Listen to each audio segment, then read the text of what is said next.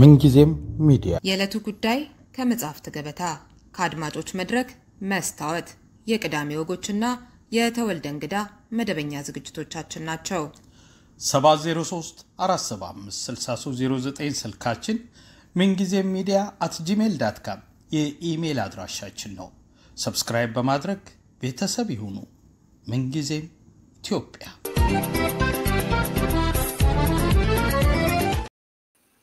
ሰላም ጤና ይስጥልኝ የምንጊዜም ሚዲያ ቤተሰቦች። የኢትዮጵያን ፖለቲካል ሲስተም በሚል ርዕስ ሰሞኑን ለህትመት የበቃ ጽሑፍ ላይ አዘጋጁን ፕሮፌሰር መሳይ ከበደን፣ አቶ ባይሳ ዋቆያን፣ አቶ ገለታው ዘለቀን የማወያይ ይሆናል። ሪዮት አለሙ ነኝ። ተከታተሉን። እንግዶቼ ግብዣዬን አክብራችሁ ስለተገኛችሁ ሁላችሁንም እያመሰገንኩ ፕሮፌሰር መሳይ ካንተ ልጀምርና ጽሑፉ ዘለግ ያለ እንደመሆኑ ሁሉንም ሐሳቦች በመወያየነት ማንሳት ባይቻልም አድማጮቹ ውይይቱን ለመከታተል ይረዳቸው ዘንድ ዋና ዋና የምትላቸውን ነጥቦች ጠቅለል ባለ ሁኔታ አስቀምጥልን። እሺ፣ መጀመሪያው ስለ ጋበዝሽኝ በጣም አመሰግናለሁ። ከሌሎቹም ጋር እንግዲህ ጥሩ ውይይት እንደምናደርግ አልጠራጠርም። እና ትንሽ እንደው ስለ ጽሑፉ ለመግለጽ ከተፈለገ እንግዲህ ዋና ዋና ነጥቦችን ለማንሳት ያህል ነው። እንግዲህ ያው ስለ ህብረተሰብ መዋቅር ነው እና ህብረተሰብ መዋቅር ሁሌ ሁለት አይነት ግንኙነቶች አሉት እላለሁ። እንግዲህ እዚህ ላይ አማርኛው ለመተርጎም ሞክሬያለሁ በማለት ከኦንላይን አግኝቼ እንግዲህ ቨርቲካል የሚለውን ግንኙነት አቀባዊ በሚል ነው ሲቀርብ ያየሁት። ሆሪዞንታል ደግሞ የሚለው አግድም በሚል ነው። እንግዲህ ምን ያህል ትርጉሙ ጥሩ እንደሆነ ብዙ አልተመራመርኩም፣ ብቻ ለጊዜው ቢሆን ልጠቀምበት ብዬ ነው። እና እነዚህ ሁለት አይነት ግንኙነቶች አሉ። እንግዲህ አቀባዊ ግንኙነት ራሱ ገንዘብ እንደሚቻለው ከላይ ወደ ታች የሚሄድ ታዛዥ እና አዛዥ፣ ቀጣሪና ተቀጣሪ፣ የፖለቲካ ግንኙነቶች እንደዚሁ።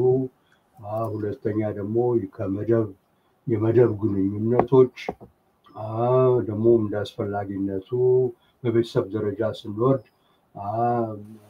ሚስትና ባል ጋር ያለ ግንኙነት ብዙ ጊዜ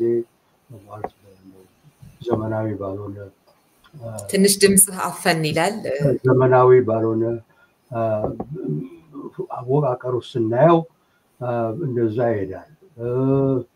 እና ሌላው ደግሞ መታየት ያለበት በዚህ በአቀባዊ ግንኙነት ውስጥ የስልጣን ተዋረድ እንዳለው ነው። ማለት አንድ ወሳኝ ላይ ሁሉን የሚወስን አለ፣ ባለሙ ስልጣን እንደሚባለው። ሌላው ደግሞ በታች ያሉ አሉ እና በደረጃ ይለያሉ። ሁሉ እንግዲህ አንዱ ያዛል፣ አንዱ ታዛዥ ነው፣ አንዱ ያዛል፣ አንዱ ታዛዥ ነው። እንዲህ ነው የሚወርደው ታች ድረስ፣ ቀበሌ ድረስ እንደዛ ነው ኢትዮጵያ ውስጥ የሚወርደው። ሁለተኛው እንግዲህ አግድም ግንኙነቶች የሚለው እነሱ እንግዲህ በእኩልነት ላይ የተመሰረተ አዛዥ እና ታዛዥ የሌለበት በጋራ ወይም ለጋራ ጥቅም የቆመ ግንኙነት ነው። እና ትልቁ ነገር እንግዲህ በእኩልነት ላይ የተመሰረተ መሆኑ ነው። እና ይሄ ግንኙነት እንግዲህ ምንድነው ብዙ ህብረተሰብ ውስጥ በአጠቃላይ ያለ ነው። ግን ከሰፈር ጀምሮ ሰራተኛ ማህበርን ብንወስድ፣ ገበሬ ማህበርን ብንወስድ፣ ማለት የመንደር ማህበራትንም ብንወስድ እንደ ድር ያሉ የሚሰሩት እንግዲህ በአንድ ጥቅምና በእኩልነት ነው። እና በዚህ የተነሳ እንግዲህ እነዚህ የተለዩ ናቸው። እንግዲህ የኔ ጽሑፍ ዓላማው ምንድነው? እንግዲህ ዋናው ነገር የኢትዮጵያ ውስጥ እንደምናየው በየጊዜው ተስፋ እየተደረገ ለውጥ መጣ፣ ዴሞክራሲ መጣ እያልን ሁላችንም የተሳተምኑበት የተለያዩ እንቅስቃሴዎች አሉ። እንደውም መንግስትም በተጋጋሚ ሲወርድ አይተናል። በዛ ጊዜ እንግዲህ ምንድነው የሚፈጠረው? ተስፋ ይፈጠራል። ግን በጊዜ እንዳየነው ያው ተደጋግሞ ዲሞክራሲ ሳይሆን አምባገነን መንግስታት ነው የሚቀርቡትና ይሄ ለምንድን ነው ሁሌ የሚከሽፈው? የህዝብ እንቅስቃሴ ለምን የሚከሽፈው የሚለውን ጥያቄ አንዱን ለመመለስ ወዳ ጊዜ ነው ይህንን ልዩነት ያስቀመጥኩት። ለምን አምባገነትን ስርዓቱ ይወልዳል ደጋግሞ የሚለው ላይ ትንሽ የሁለቱን ግንኙነት ማጥናት ጠቃሚ ይመስለኛል። እዚህ ላይ ደግሞ ሌላው ተጨማሪ ነገር ብዙ ጊዜ ሳነብ እኔም ስሰማ እኔም ስናገር ብዙ ጊዜ እንግዲህ ለዚህ ለመክሸፍ የአምባገነን ስርዓት ተደጋግሞ በመምጣት ብዙ ጊዜ የምንነቅሰው ግለሰቦችን ነው፣ ፓርቲዎችን ነው፣ ቡድኖችን ነው እና ሁሉን ነገር ሳብጀክቲቭ እናደርገዋለን። ነገር ግን የኔ አቋም እዚህ ላይ ችግሩ መዋቅራዊ ነው ማለት ግለሰባዊም ሊሆን ይችላል ነውም ደግሞ ብዙ ጊዜ ከፓርቲዎችም ሊመጣ ይችላል። ግን እሱ ብቻ አይደለም፣ በተጨማሪ መዋቅራዊ ነው። ያ መዋቅር ነው የደጋገመ ወደ አምባገነንነት እንዲኬድ የሚያደርገው የሚል ነው። እና እንግዲህ እንደምናውቀው ሁለቱ ግንኙነቶች የተሳሰሩ ናቸው። የግድ አንድ ህብረተሰብ ሲያድግ በውክልና መስራት አለበት። ከውክልና ውጭ አይሆንም። ህዝቡን በሙሉ ጠርቶ በየጊዜው እየሰበሰበ እዚህ ላይ እንወስን ሊል አይችልም። እና ሰዎች ይወከላሉ፣ ሪፕሬዘንቴቲቭ እና ብዙ ጊዜ የሚደረገው በምርጫ ነው። የሆነ ሆኖ እንግዲህ የተመለከትነው ምንድነው? እኛ ጋር ብቻ አይደለም፣ የዲሞክራሲ ችግር ነው በአጠቃላይ። ከጊዜ በኋላ በተመራጭና በመራጮች መካከል፣ በተወካይና በተወካዮች መካከል ልዩነት ይፈጠራል። የጥቅም ልዩነት፣ የደረጃ ልዩነት ስለሚፈጠር እንግዲህ አብረው ሊሰሩ አይችሉም ማለት ነው። እና ያ እነዛ በእርግጥ እንደው ሰራተኛውን ወይም ገበሬውን መወከል ሙሉ በሙሉ አይችሉም። ወይም ከዛም ወጥተው የመንግስት ስር ወድቀው መንግስትን አገልጋይ ይሆናሉ። ይሄ ብዙ ጊዜ የሚታይ ነገር ነው። እና እንግዲህ ጥያቄው እዚህ ላይ ነው ያለው፣ መንግስት ጋር አይደለም፣ ምን ጋር አይደለም። ዋናው ይሄ ነገር እንዳይከሰት የመረጥናቸው ሰዎች፣ ስልጣን ላይ የተቀመጡ ሰዎች የራሳቸውን ጥቅም አውጥተው ከዛ በኋላ ህዝቡን የሚከሉበት ሁኔታ እንዳይፈጠር ምን ማድረግ አለብን የሚለው ነው እንግዲህ ለመለስ ሞክረው። ይሄም እንግዲህ አንድ መልስ ብቻ ነው ያለው፣ እሱም ያው የህዝብ ቁጥጥር ነው። ብዙ ጊዜ የምሰማው ምንድነው? መብት አለን፣ መብት ይታወጃል፣ መብት ይሰጣል። የሁሉ ምንም ማለት አይደለም። ያለን መብት የምናስከብረው መብት ነው። ማናስከብረው መብት የለም። በምንም ሁኔታ በሱ ተማምተን መቀመጥ የለብንም። እና የማስከበሩ ነው ህግ። የመብት መኖሩ ሳይሆን የመብት መሰጠቱ ሳይሆን የማስከበሩ ነው ዋናው ትልቁ ጥያቄ። እንዴት ነው የምናስከብረው? እንግዲህ ሌላ ምንም ዘዴ የለውም። የህዝብ ቁጥጥርና ህዝብ ተመራጮችን ተጠያቂ የማድረግ ነውና ስለዚህ ነው ምርጫ ብቻ አይበቃም የምለው። እና እንግዲህ በዚህ ጊዜ ይሄ የሚጠይቀው ምንድነው? የሙያ ማህበራት፣ የሰራተኛ ማህበራት፣ የገበሬ ማህበራት፣ በሌላም ያሉ የክርስቲያን የሃይማኖት ማህበራት ሁሉ ከመንግስት ውጪ የመስራት ከቁጥጥር ውጪ የመስራት ሁኔታ መፈጠር አለበት። አለዛ መቼም ውጤት አናመጣም። እና እንዴት ነው ይሄ የሚሆነው? ምርጫ ብቻ አይበቃም። ምርጫ ነፃና ፍትሃዊ መሆኑን መረጋገጥ አለበት። ምክንያቱም ዞሮ ያው ነው። እና አሁን ኢትዮጵያ ውስጥ ስንመጣ የምናየው ምንድነው የዚህ የፖለቲካ ግንኙነቶች በሙሉ እነዚህ አግድም ግንኙነቶችን በሙሉ ያዛሉ ይቆጣጠራሉ ደጋግመን ያው እሱን ደግሞ አሁን በደርግ ጊዜ ከቀበሌ ድረስ ተጀመረ በሙሉ ሁሉ ነገር መንግስት ቁጥጥር ላይ ነው መንግስት ቁጥጥር ስር ነው ያለው ይሄ ብቻ አይደለም እኛ ሀገር ደግሞ አንድ ያለ ሁኔታ ምንድነው መንግስትና ፓርቲ አንድ ሆነዋል በሁለቱ መካከል ምንም አይነት ልዩነት የለውም ስለዚህ በፖለቲካ ብቻ የበላይነት መኖር ብቻ ሳይሆን የሪዮት ዓለምም የማሰብ መፍትሄም የማውጣት ለችግሮቹ መፍትሄ ማውጣት ሁሉ በመንግስትና በፓርቲ ቁጥጥር ስር ነው ያለው እና ትላንትና ለምሳሌ ሲሰማ የተቋቋመው የአጥኒ ቡድን አርሲ ውስጥ የተፈጠረውን ግድያ ተመልክቶ እንደምታዩት የወጣው ሪፖርት መንግስትን የሚያገለግለው ከዛ ውጭ መሆን አይቻልም ኢትዮጵያ ውስጥ በትዕዛዝ ነው ማንኛውም ማህበር በትዕዛዝ ነው የሚሰራውና ይሄ እንግዲህ በቀበሌ ጊዜ አየነው ከዛም እየተጠናከረ በደርግ ጊዜ ማለት ነው በደርግ ጊዜ አየነው ከዛ እየተጠናከረ ነው እንጂ ሄደው እየቀነሰ አይደለም እና እዚህ ላይ ነው ማተኮር ያለብን ስልጣን ወደ ስልጣን የመሄዱ ስልጣን የማያዙ ሳይሆን የፓርቲዎች የሙራን ስራ ይሄን ህዝብ ራሱ ተዘራይቶ የድርጅቱን ነፃነት እንዴት ነው የሚጠብቀው ራሱ እንዴት ነው የሚወስነው እና እንዴት ነው መንግስት ስር ወይም ፓርቲ ስር እማውርቀው ብለን ካልጠየቀን ከአምባገነት መቼም አንወጣም እና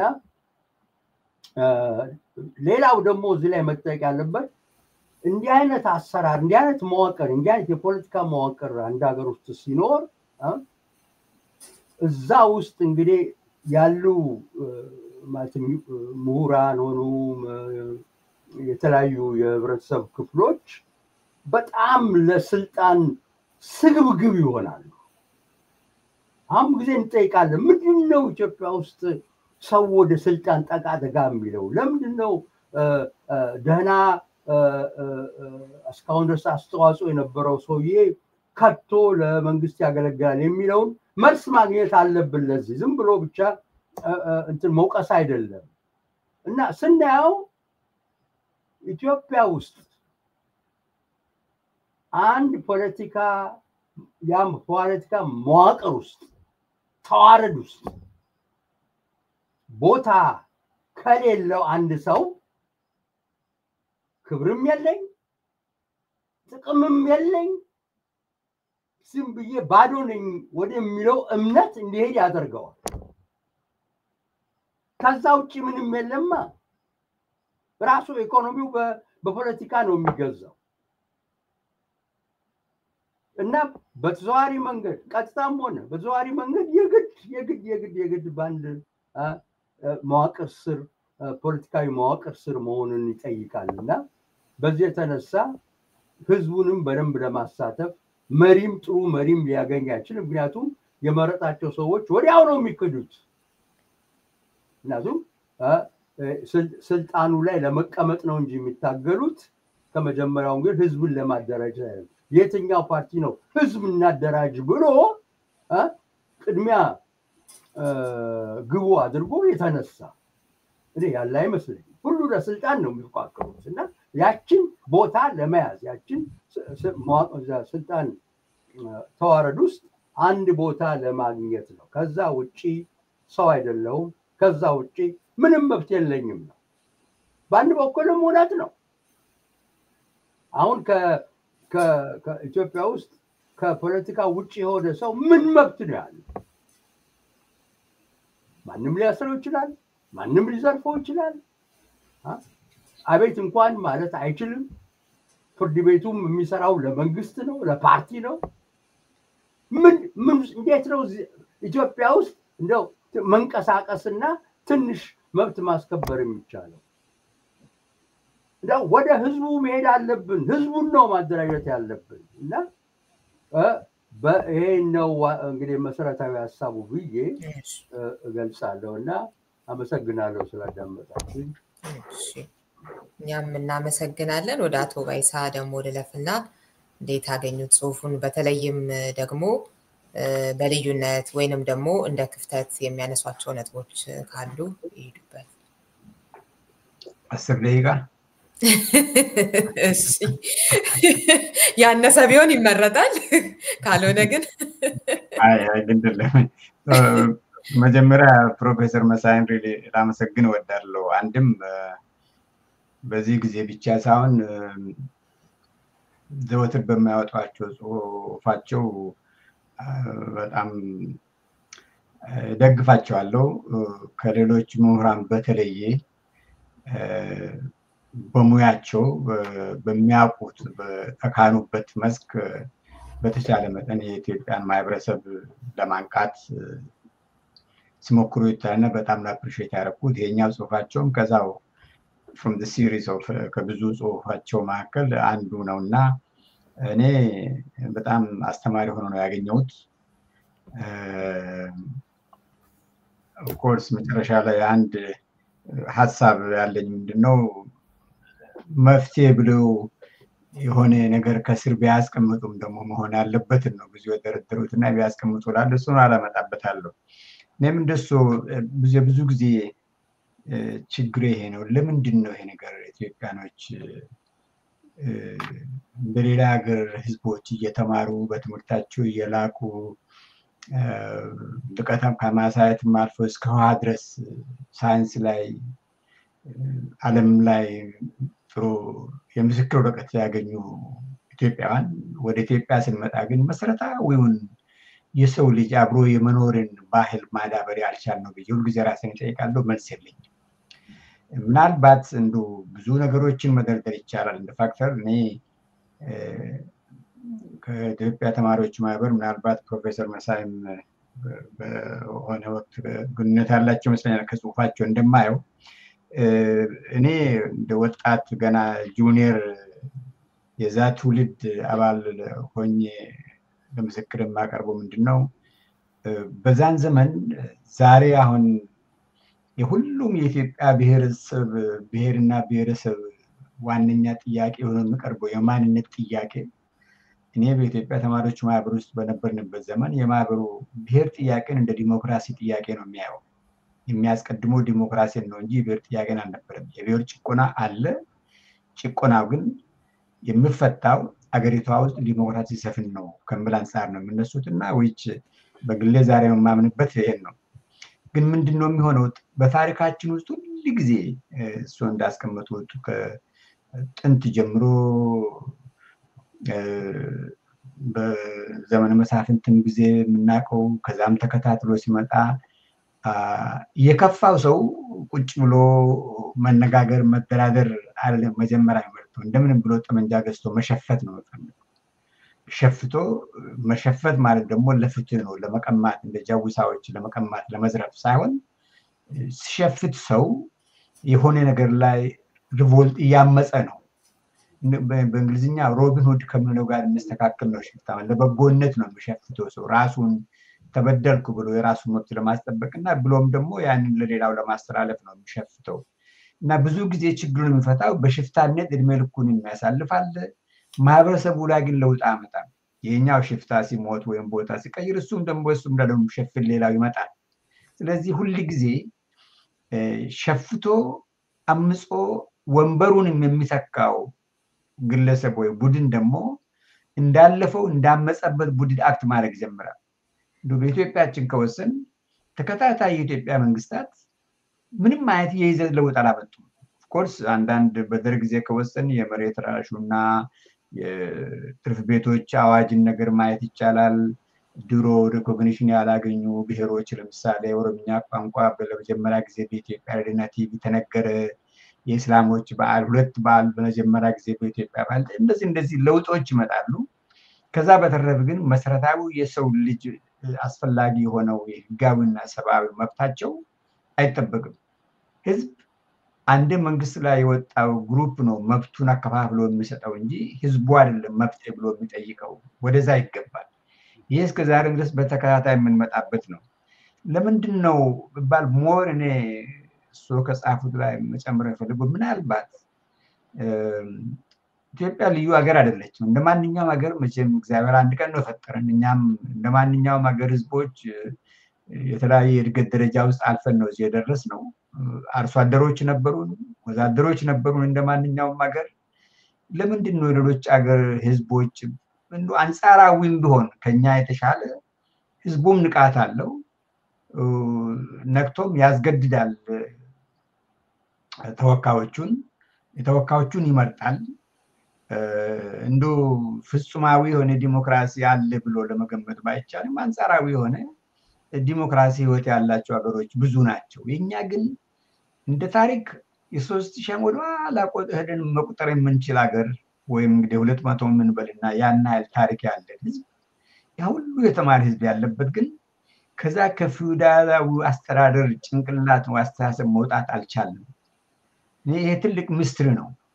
ብዙ ፋክተሮችን ማቅረብ ይቻላል። ምናልባት one of the old ክርስቲያን ሀገሮችም ለምሳሌ እንደ አርሜኒያ እና እንደ ጆርጂያ ክርስትናን ተቀብለን ለስንት ሺህ ለ2000 ዓመታት ለ1500 ዓመት እሱን ማስተናገዳችን ህዝቡን በቃ ፍሬ እግዚአብሔር ብቻ በእግዚአብሔር ሁሉ ነገር የሚደረገው በእግዚአብሔር ነው፣ እግዚአብሔር ያመጣውን እግዚአብሔር መልሶ የሚለውን ፕሪንሲፕል አዳፕት እንድናደርግ አድርጎን ነው። ምናልባት እንግዲህ ሚና ይኖረው እንደ ሃይማኖቱ ያ ሁሉ ሌላ እንደኛ ሀገር ዓለም ላይ ከጆርጂያ እና አርሜኒያ በስተቀር መቼም በሃይማኖት ይሄን ረጅም ታሪክ ያለው የለም። ሁለተኛ ደግሞ ምናልባት እንደ ፊውዳሊዝም ደግሞ እንደኛ ይወዲ ከ150 ዓመት በላይ ፊውዳሊዝም የጠናበት ሀገርም የለም። ያ ምናልባት የሰው ልጆችን አብሮ የመኖር የመቻቻል ባህል አጥፍቶብን ሆን ወይ? ለምሳሌ የምንመካበት እኔ እንደ ኦሮሞ የገዳ ስርዓት ዛሬም በስም ነው የምናወራው እንጂ ተመልሶ ሊሰራ የማይችል ስርዓት መሆኑን አምናለሁ። ግን ሶልክ በጽሁፎ እንዳስቀመጡት ምኒልክ እኮ ደቡብን ሲያስገብር ገዳ በወለጋና በጅማ ጠፍቷል። ግለሰቦች ገዳ ስርዓትን አጥፍተው ሞቲ የሚባል ነገር ፈጥሯል። ግለሰብ ንጉሶች ሆነዋል የወለጋና የጅማ ንጉሶች እና ሂደት ነው። ግን እኔ ብዙ ጊዜ የማየው በኢትዮጵያ ምሁራን እሱን አይመለከትም፣ በጣም ነው የማደንቀውት በአቋሙ። ብዙ የኛ ችግራችን ምንድነው? አንደኛ ህዝብን ማንቃት የሚባል ነገር ጭንቅላታችን ውስጥ አይመጣም። እኛ ነክተናል፣ በክተናል። ይሄ ደግሞ ዛሬ አይደለም፣ በኢህአፓና በሜሶን መካከል የነበረውም አንዱ ይሄ ነው። ህዝቡ ነክቷልና ህዝባዊ መንግስት እናቋቁም ይሉ ነበር የኢህአፓ አብዮተኞች። የሜሶኖች ደግሞ ገና ነው ህዝቡ አልነቃም እንዳሉትም እውነትም ህዝቡ አልነቃም። መጨረሻ ላይ እኮ ሁለቱንም መሪዎች የሁለቱንም ፓርቲ መሪዎች ሰብስበው ለደርግ ያስረከቡ ህዝቦች ናቸው። የኢትዮጵያ ገበሬዎች ናቸው ሁለቱንም አሳልፈው ሰጥቷቸው፣ የኢትዮጵያ ወዛደሮች ናቸው አሳልፈው ሰጥቷቸው። ምክንያቱም በቂ ንቃት አልነበራቸውም። ለመብታቸው እንደምታገሉላቸው አልተቀበሏቸውም። አንድም አብረው አልኖሩም ማለት ነው። ማንቃት ተልኳቸውን አልሰረጸም በህዝቡ ጭንቅላት ውስጥ። በምንም ምክንያት የህዝብ ንቃት የሚባለውን ነገር ህዝብ አስቀድመን ህዝቡን ማንቃት የሚለውን ነገር መቀበል ነው ያልቻልነው። እና ይሄ እስካልሆነ ድረስ ደግሞ ጥቂት ግለሰቦች የነቁት ብቻ ስልጣን ላይ አሁን ኢትዮጵያ ውስጥ እንደምናደርገው ቅድም ትክክል እንዳሉት አንድም ፓርቲ ህዝብን የማንቃት ስራዬ ነው ብሎ አጀንዳ ውስጥ አልከተተም። መንቃት የሚባለው ዝም ብሎ አንድ ነገር ለሰልፍ ውጡ ሲባሉ ለሰልፍ መውጣት፣ ተነስቶ መንገድ ላይ ሄዶ ከፖሊስ ጋር ተጋጭቶ የአንድ ቀን መመለስ፣ ከዛ ደግሞ 6 ወር መተኛት፣ ይሄ ንቃት አይደለም። ንቃት ማለት ህዝቦች በየቀኑ በያሉበት ቦታ ስለመብታቸው የፈለገውን ሳክሪፋይስ ለማድረግ ረዲ መሆን አለባቸው። ይሄን ደግሞ ረዲ ለማድረግ አይዲያሊ እንደ ምናልባት ለመፍትሄው ለጽሁፎ ይረዳል ብዬ የማስበው ይሄን የመንቃትን ትምህርት ልክ እሱ የምኖርበት ስዊድን ሀገር ገና ከዴይኬር ነው የሚጀምረው። ህፃናት መብታቸውን ማወቅ ያለባቸው ገና ሲወለዱ ነው። ይህ ምንድነው? ወላጆች እንኳን እንዳይበድሏቸው መንግስት አጠገብ አለ። ሁሉ ጊዜ መብታቸውን የማስጠበቂያ መንገድ ነው የሚያስተምሯቸው። ስለዚህ አንድ ህፃን ልጅ አድጎ ፖሊስ ሲሆን ሰውን ፕሮቴክት ለማድረግ ነው እንጂ ለመጉዳት አይደለም የሚሆነው። ዳኛ ሲሆን ፍትህ ለማስከበር ነው የሚሄደው። ሌላ ምንም ዓላማ የለውም። ሐኪም ሲሆን ሰውን ለማዳን እንደሚሄደው ወታደር ሆኖ አገር መከላከል ከጠላት መከላከል እንደሚሄደው ፖሊሲም የሚሆነው ፖለቲካ ውስጥ የሚገባ ሰው ከታች ተቆርቁሮ መጥቶ በዛ መንፈስ ነው የሚያድገው ሰውን ለመጉዳት አይደለም እና ለማህበረሰቡ ለሀገሩ የሚጠቅመውን ነገር እሰራለሁ ኮንትሪቢዩት አደርጋለሁ ብሎ ነው የሚገባው እኛ ግን ምንድነው የሚሆነው እሱ ልክ ችግር እንዳስቀመጡት ይመጣል ስልጣን ላይ እንደምንም ብሎ ከተወጣ በኋላ መንግስቱ የፊተኛውን ማጥፋት አለበት የታሰሩትን በሙሉ መፍታት አለበት ለራሱ ደግሞ እንግዲህ ያው ተቃውሞቱን መልሶ ያስራል እንጂ አዳዲስ ግዚያዊ ትንሽ ነገሮች ይሰባ ይቀድና ይሰባ አንዳንድ ቦታና ለውጥ ያመጣ ይመስላል አደንዶ ገዴ ግን ተመልሶ የዱሮውን መሆን ይጀምራል ለምንድን ነው ስልጣን ላይ ብዙ ሰዎች ለምን ወደ ስልጣን ይመጣሉ የሚለውን ጥያቄውን ለመመለስ አይደል ጥቅም አለው ሴፍቲ ብቻ ሳይሆን እንደ ኢትዮጵያ ባሉ ሀገራት ስልጣን ላይ መውጣት ማለት ሀብታም መሆን ማለት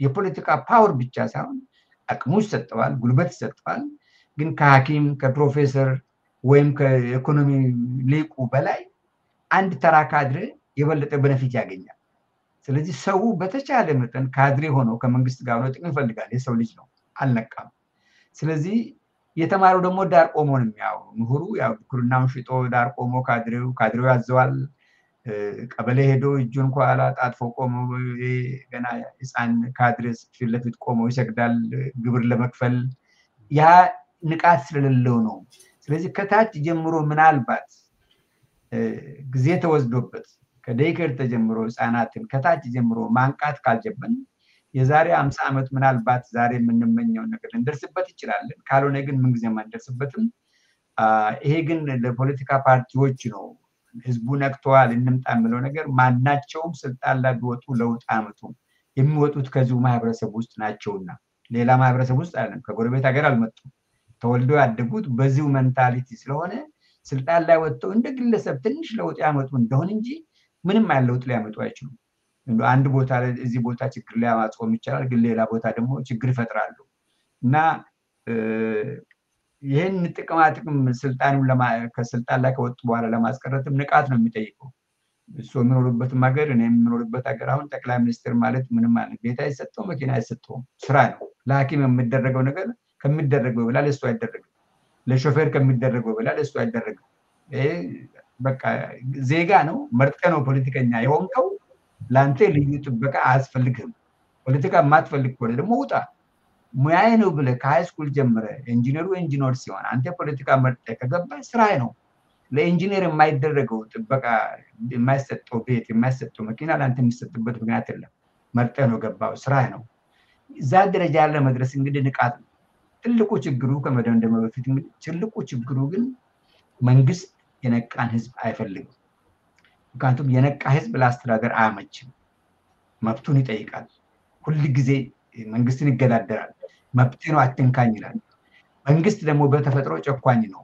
ሌላ ምንም የለውም በሃይራርካል ሶሳይቲ ውስጥ እንዳሉት ተፈጥሮ ላይ ሲደርስ ሌላ የተለያዩ ኢንተረስቶች ሪፍሌክት ማድረግ ይጀምራል እና ይሄንን የነቃን ህዝብ ለማፍራት ነው ትልቁ ችግር መሆን ያለበት ዛሬ የተነቆቱ ስልጣን ላይ መውጣት ሳይሆን ህዝቡን አንቅቶ ራሱ መብቱን ጠያቂ ራሱ መብቱን ተከላካይ ራሱ መብት ዘብ ቋሚ መሆን አለበት ያስካልሆነ ድረስ ግን ማንንም መጥቶ ስልጣን ላይ ቢወጣ ሆሪዞንታሉ እንትን እየጠፋ እሱ እንዳሉት ቨርቲካሉ ነው ሁልጊዜ የሚወሰነው እሱ ደግሞ እንዳገራችን ኖረንበታል ስንመጡ አመት ለውጥ አመጣም ምናልባት ለመደምደም ያህል እንደሱ ምሁራን ሁሉ ልክ መድረክ ፈጥረው እሱ እንዳሉት አይነት ችግሩን ለመቅረፍ ቢወያዩ ለጊዜው ፖለቲካ ስልጣን ያ እንደዚህ ሆነ እንዲሆነ ከማለት መሰረታዊ ችግራችን ላይ ብንወያይ ሞር ለዘላቂ መንገድ ይከፍታል ባይነኝ አመሰግናለሁ እሺ አመሰግናለሁ ገለታው ያንተን እይታ ደግሞ እንስማ በጣም አመሰግናለሁ በቅድሚያ ፕሮፌሰር መሳይን ደግሜ እንደገና ማመስገን ወዳለሁኝ ተገቢ ነው በጣም ካሉን ምሁራን በእውነት በብዙ እጥፍ ሄደው ሲደክሙ ያለውኝ በጣም ብዙ ሐሳብ እንድንቆፍር በተለይ ወደ ፖለቲካ ጠጋ ያለው ህዝብ ማህበረሰብ አጥብቆ እንዲጠይቅ የመተሳሰሪያ መርሆቻችን መዋቅሮቻችንን እንድንፈታትሽ የሚያደርጉት ነገር ይሄ በጣም መሰረታዊ ነገር ስለሆነ እጅግ በጣም እኔ አከብራቸዋለሁኝ በእውነት በዚሁ እንዲቀጥሉ ነው እንደው መጠየቅም ወደው እና ይሄ በጣም ወሳኝ ነው። ብዙዎቹ የጎደሉን ነገሮች እነዚህ ናቸው ብዬ ነው ማምነው። በፖለቲካችን አካባቢ አጥብቀን አንጠይቅም። አንዳንዶቹ በጣም ሲመረመሩ ባዶ የሆኑ ሐሳቦች ናቸው። ችግር ብለን የያዝናቸው ችግር ላይ ሆኑ ይችላሉ። የችግር ትንታኔዎቻችን በጣም ላዩን ይሆናል እና ያ ትንታኔ ደግሞ ወደ ተሳሳተ መደምደሚያ ይወስደናል። ያ መደምደሚያ ደግሞ ችግር አለመፍታቱ ብቻ ሳይሆን ሌላ ችግርም ሆኖ ሊመጣ ይችላል ማለት ነው።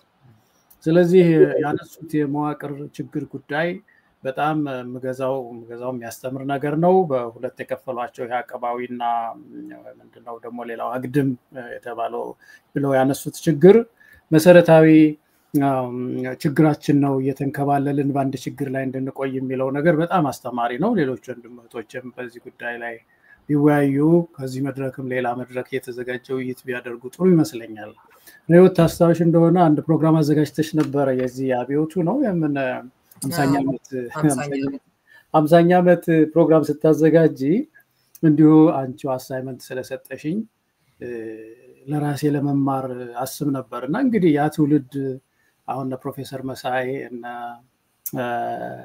አቶ ባይሳ ያሉበት እኔ ደግሞ እንዳጋጣሚ አልነበርኩምና ያ ትውልድ ያነሳቸው ሶስት መሰረታዊ ጥያቄዎች አሉ። በጣም ምገዛቸው መሬት ላራሹ ይሉናል አንደኛው፣ ሁለተኛው የቡድን ጥያቄ፣ ብሔር ጥያቄ የተባለው እና ህዝባዊ መንግስት ናቸው። እነዚህ ሶስቱንም ባጠና ሶስቱም አልተመለሱም። በጣም የሚያሳዝነኝ ያለመመለሳቸው ብቻ አይደለም፣ ሌላ የኔ ትውልድ አንድ ጨምሯል አንድ ጥያቄ እና አሁን አራት ጥያቄ ይዘናል ባይ ነኝ። አራተኛው ጥያቄ እንደምታዩት ኢትዮጵያ ፈራሽ ናት ነው የሚለው ህገ መንግስቱ። እንግዲህ እቺ ደግሞ አትፈርስም የሚለው የሉዓላዊነት ጥያቄ፣ የኢትዮጵያ ዘላቂነት ጥያቄ፣ ዩናይትድ ኢትዮጵያ የመገንባቱ ጥያቄ እንደውም ከመሬት ላራሹ ጥያቄ ሁሉ የበለጠ ሌላ ከባድ ጥያቄ ተጨምሯል እና እውነት ነው ትልቅ ጥያቄ ያስፈልጋል። ለምንድን ነው ማንወጣው ከችግር ብቻ ሳይሆን ችግር ስለምንድን ነው የምንደርበው ራሱ እንዴት እዚህ ላይ እንወድቃለን? እየቀነስንም እኮ አልሄድንም። በጣም ያስገርማል። ስለዚህ የእውነት የፐርሰናሊቲስ ችግር ብቻ ሳይሆን እንዳሉት ፕሮፌሰር አሁን በዚህ ጽሁፍ ላይ እኔ በጣም እንትን ያልኩት ከዛ ባሻገር ውቅሩ ችግር አለበት የሚለው ነገር በተለይ ያነሱት ይሄ አግድም የተነሱት እነዚህ የማህበራት ምናልባትም ሲቪክ ድርጅቶች መባል ይችል ይመስለኛል። የሲቪክ ማህበራት ጉዳይ በኢትዮጵያ ውስጥ በጣም የሚያሳዝን ህይወት ነው ያለው።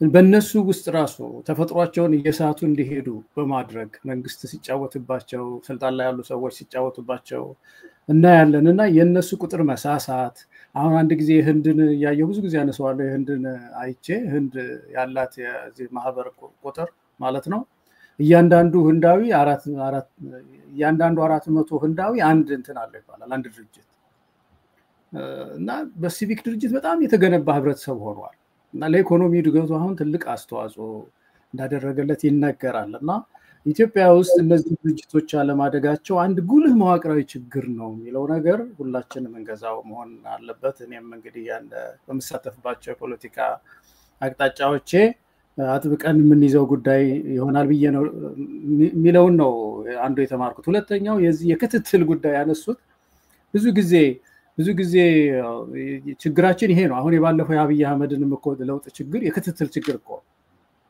ሊከሽፍ ይችላል እኮ መነሻ ላይ የሆነ አቅጣጫውን ሊስት ይችላል፣ ግን አልተከታተልነውም። ወዲያው እግር ተእግር የመያዝ ነገር አንድ አንቀጽ እንኳን ሳናሻሽል አንድ የህገ መንግስት ማሻሻያ ሳናሻሽል ዶክተር አብይ ይህንን ተናገሩ ብለን አልቅሰን ወደ ቤታችን ገባ እና የክትትል ችግር በጣም በሰፊው እንደውም ከሌላው ሀገር እኔ አሁን ሲያም ኖር ያለሁኝ እኛ ሀገር ችግር አለ። በጣም ቶሎ የመርካት በቃላት የመርካትና ወደ ቤት የመግባት ነገር፣ ህግ ያለማስተከል፣ መዋቅራዊ ለውጦች ያለማምጣት ችግር በህብረተሰባችን ውስጥ ይታያልና ህብረተሰቡ ክትትል እንዲያደርግ የተነሳው እዚህ ያነሱት ፕሮፌሰር እንትን በጣም ይሄ መሰረታዊ የፖለቲካ ፓርቲዎችም ሲቪክ ድርጅቶችም ሊገዙት የሚገባ ይመስለኛል። እንደው ከዛ ምናልባት እንደው ፕሮፌሰር ሊያነሱት ጥሩ ነው። እንደው ምናልባት አሁን እሳቸው በተለይ ደግሞ ፊሎሶፈርም ስለሆኑ እስያ እንዳልኩት ኖር ያለው ፕሮፌሰር መሳይ ሳውዝ ኮሪያ ነው የኖርኩት እና ጃፓንም ሄጄ አውቃለሁኝ። እዛ አካባቢ ያለውን ያውቁታልና ይሄ ኮንፊውሽያን የሆነ ማህበረሰብ ነው ይባላል። ምንድነው ይሄ ሃይራርኪን ይጠቀማል ይባላል። እኔም የማየው ነው። በጣም አሁን ኮሪያም ውስጥ ስናይ ይሄ ባለስልጣን ማክበር ነገር፣ ከባለስልጣን የመጣ ትዕዛዝ ተቀብሎ ተግባራዊ የማድረግ ነገር በጣም ጠንካራ ነው እዛ ጋር። ባለስልጣናት በጣም ነው የሚከበሩት። ግን አንዳቸው ከአንዳቸው ምሳሌ ጃፓንና ኮሪያን ያየን እንደሆነ ይሄ ካልቸር ይሄ በዚህ መዋቅር ላይ ነው ዴሞክራሲ የፈሰሰው እዛ ምድር ላይ። ነገር ግን እንዴት አድርገው ነው ይሄንን ትንሽ የተሻለ ዴሞክራሲ ኮሪያም እንደ ጃፓን መገንባት የቻሉት የሚለው ነገር መጠናት ያለበት እንደው ምናልባት እሳቸውም ደግሞ በዚህ ላይ አስተያየት ቢሰጡን ጥሩ ይመስለኛል። ይሄንን ነው ለአሁኑ ማንሳት የምወደው። እሺ አመሰግናለሁ ገለታው። የኔን በኋላ ላስከትል መሰለኝ እንዳይበዛ። ፕሮፌሰር መሳይ እንግዲህ በአቶ ባይሳ የተነሳለ ትንሽ መፍትሄ ሀሳቦቹ ላይ ዘርዘር ያለ ነገር አለመቅረቡንና የተጨመረ ደግሞ አለ በእሳቸው በኩል ንቃት የመፍጠርን ጉዳይ ትኩረት ሊሰጥበት እንደሚገባ በተለይም ደግሞ ከታች ጀምሮ የማስተማርን ጉዳይ በለገለታው በኩል ደግሞ ይሄ ወደ ጎን ማነው ቨርቲካል በሆነ ሁኔታ የተዋቀረ ማህበረሰብ የምንላቸውም አይነት ማህበረሰቦች ወደ ዲሞክራሲ ይሄዱበት አይነት ሁኔታ አለ በሌሎች ሀገራት። እኛ ጋር ይሄ እንደ ችግር ሊሆን ይችላል ወይ ሌላ አይነት መንገድ የለም ወይ እንደዚሁ አይነቱን ግንኙነት ያለውን ማህበረሰብ ወደ ዲሞክራሲ ሊወሰድ የሚችልበት አይነት ካገኘሁት ገለታው አይነት የቀረባልና እሱን ሄደባቸውና የኔን ደግሞ አስከትላለሁ። እሺ በጣም ጥሩ ጥያቄዎች እና ጥሩ አስተያየቶች የሰጡት ምንም ጥርጥር የለውም። እንደውም ወደ ትንሽ ወይ ምርምር የሚጠይቅ ነው አንዳንዱ የቀረበው አስተሳሰብ። ግን በመጀመሪያ ያው ስለ ጽሁፌ እንዳሉት በጣም አመሰግናለሁ። አንተ ልበል ባይሳት ከበቀሽልኝ በጣም ነው ስለሰጣችሁት አስተያየት ስለ ጽሁፎች በጣም ነው ማመሰግነው። ገለታውም እንደዚሁ ነው። በጣም ደስ ይላል።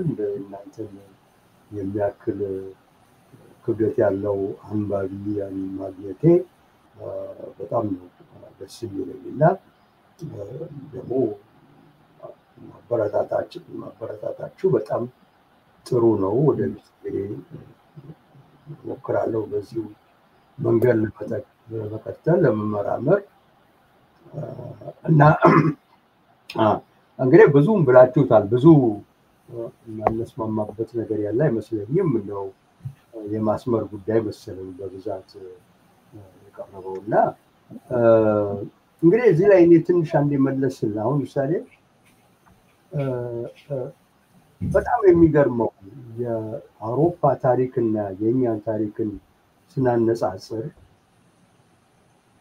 ያው ኢትዮጵያ ከድሮም ጀምሮ ከጥንት ጀምሮ ያው በአቀባዊ አሰራር ግንኙነት ላይ የተመሰረተ ነው።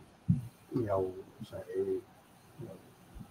ገበሬውን ብናይ መሬት ላራሹን ብናይ ሁሉ የመጣበትን ጥያቄዎችን ብናይ ያ አንድ የሆነ የፊውዳል ክላስ ፊውዳልን በለው ቀጥታም በዛ ባይገጥም እንግዲህ ገበሬን በመቆጣጠር ላይ የተመሰረተ ስርዓት ነበረ ያለው። ስለዚህ የመደብ ግንኙነት ነበረ ኢትዮጵያ ውስጥ በደንብ እንደ ዩሮፓውያን። አሁን እኛ መጠየቅ ያለብን ምንድነው? ለምንድነው ዩሮፓውያኖች ከዚህ ወጣ ብለው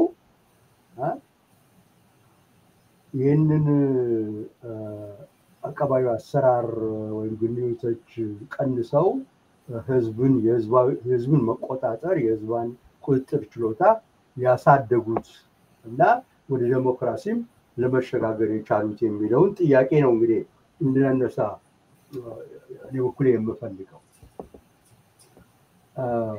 እንግዲህ ያው እንደሚታየኝ የኢትዮጵያ ሂደት እንግዲህ ትንሽ መስመራችንን ከሀዲዱ የወጣን መሰለኝ። ዘመናዊነት ኢትዮጵያ ውስጥ ሲገባ ተያይዞ የመጣው ከተማከለ አሰራር ጋር ነው እንጂ ህዝብን ለህዝብ ድምፅ እንስጥ፣ ህዝብን ኢምፓወር እናድርግ፣ ህዝብ እንዲጠይቅ እናድርግ፣ ህዝብ መብት ይኑረው ወደሚለው ጨርሶ ብዙም አልሄድንም እና አንድ መሪ አለ። ያ መሪ ነው ሁሉንም ነገር የሚያውቀው፣ ሁሉን ነገር የሚያዘው እና ከወታች ነው ሁሉ ነገር የሚወርደው እና አብሶሉት ያለ ፍጹማዊ ቁጥጥር በየደረጃው ከአውራጃ ጀምሮ እስከ ላይ ድረስ ከዚህም በላይ ደግሞ ደርግ ጨመረበት፣ የቀበሌንም ጨመረ እና ቀበሌ ከፍተኛ ምናምን እያለ በሙሉ ወደ አንድ ነው የሚወጣው፣ ወደ ላይ እዛ ነው የሚቋጨው እዛ ላይ እና ከዛ ትእዛዝ ይወርዳል፣ መፈጸም ብቻ ነው እና ይሄ ነው ዘመናዊነት ብለን የተቀበልነው እኛም ባንለው ግን የቀረበልን እና ይሄ ደግሞ ከዘመናዊነት ውጪ ጭራሽ ተጻራሪ የሆነ አሰራር ነው እና ይሄንን ነገር ተቀምጦ ያንድ ሲስቴም በቃራ ሁሉን የሚቆጣጠር ሲስቴም መቋቋም በእውነቱ ከዛ በኋላ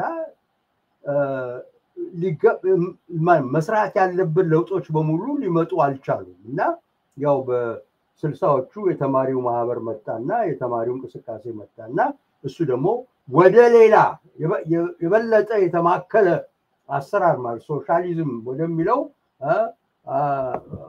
በሙሉ መንግስት ያዘው መንግስት ሁሉን የሚቆጣጠርበት ከመሬት ጀምሮ ከቤት ጀምሮ ከፋብሪካ ጀምሮ ሁሉን መንግስት የሚያስተዳድርበት ስርዓት ውስጥ ወደቀን።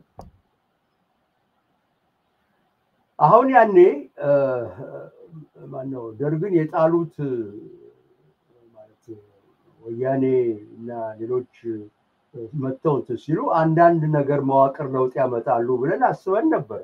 ምንም ያንኑ መሬት የመንግስት ነው፣ ይሄ እዚህ ነው፣ ይሄ እዛ ነው የሚለው ያንኑ ነው እንደገና ይቀጠሉት። ምክንያቱም ለአምባገነን ስለሚመች ማንም የለወጠ የለም። ከዛም ደግሞ የመጣው መንግስት ያው ያንኑ ነው አጽድቆ የሚሄደው እና አሁን ከወያኔ መንግስት ወደ አብይ መንግስት ስንመጣ አንዲት ለውጥ የለም። ጭራሽ የባሰ አምባገነን ነው የተፈጠረው እና ምንድነው እኮ በለውጥ ስም የመጡ ሰዎች ምንም የማያወጡበት ምክንያት ምንድነው? እና ይገባኛል በዚህ ጊዜ እንዲህ የአቀባዊ ስርዓት በጣም በከፍተኛ ደረጃ ሁሉ ነገር የሚቆጣጠር ከሆነ ሰዎች ምንም ምርጫ ያላቸውም። የሰላም ትግል አይቻልም፣ ተደራጅቶ መታገል አይቻልም። ያለው እንግዲህ ባይሳ እንዳልከው ቅድም መሸፈት፣ መሳሪያ አንስቶ መዋጋት ነው። ሌላ ምንድነው የኢትዮጵያ ህዝብ ያለው ሌላ ምርጫ በአሁን ጊዜ? ለምሳሌ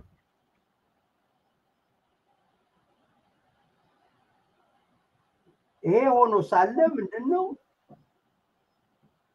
ያ የሚጠበቀው ለውጥ ሳይሆን ሲቀር እንደውም ጭራሽ አልፎ ተቀልብሶ ወደ ሌላ ሲሄድ ዝም ብለን እንመለከታለን። ከዛ አንዴ ደግሞ መንግስት ከተደራጀ በኋላ በደንብ ከተደራጀ በኋላ ያንን መንግስት ደግሞ ለማንሳት አስቸጋሪ ነው። ስለዚህ እንደገና ሌላ ረጅም ጦርነት ውስጥ እንገባለን። የሁሉም ነው አገር ነው የሚጎዳው፣ ኢኮኖሚ ነው የሚደቀው። መቼም ልንነቃንቅ አልቻልንም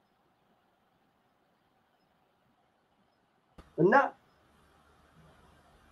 በጣም በከፍተኛ ደረጃ ማሰብ ያለብን ነገር ነው። ይሄ የሳትኑ መስመር ከሀዲድ መውጣታችን ምን እንዳስከተለ እና ዘመናዊነትን ጥቃቅኒቱን እንኳን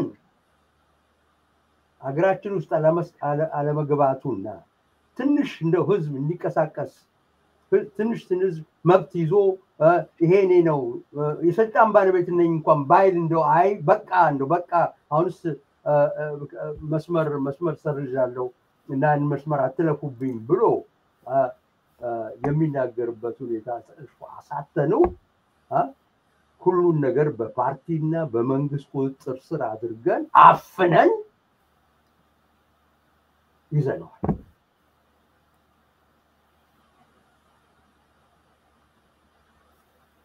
በዚህ ላይ ደግሞ የህዝብ እንኳን ሊነቃ በዚህ ሁኔታ ጭራሽ እንደው ወደ እንዳልኩት ወደ ስልጣን አምልኮና ስልጣንን ማክበር ወደዛ ደረጃ ነው። ቅድም ባይሳ የጠየቀው እነዚህ የኤዥያ ገለታው ሶሪ ይቅርታ ገለታው ኢስት ኤዥያ ኮሪያ ደቡብ ኮሪያ ምናምን የነሱ ሁኔታ እንግዲህ በተሻለ መጠን ብዙ ራሴ ኢንተረስት ስለነበረብኝ ለማጣት ሞክሬያለሁ። ምንድነው የነሱ ሚራክል? የነሱ በእንደዚህ ደረጃ በዛ አድገው ዲሞክራሲ መስርተው ይኸው በኢኮኖሚም ከፍተኛ ቦታ ሊይዙ የቻሉ ብዬ ስጠይቅ እንግዲህ ብዙ መልሶች አሉ፣ ብዙ ጥናቶች አሉ እዚህ ላይ ተሰሩ። እዚህ ላይ እንኳን ምንም የሚጎል ነገር የለም፣ ግን እንደው ማቀነባበር ነው የሚያስፈልገው።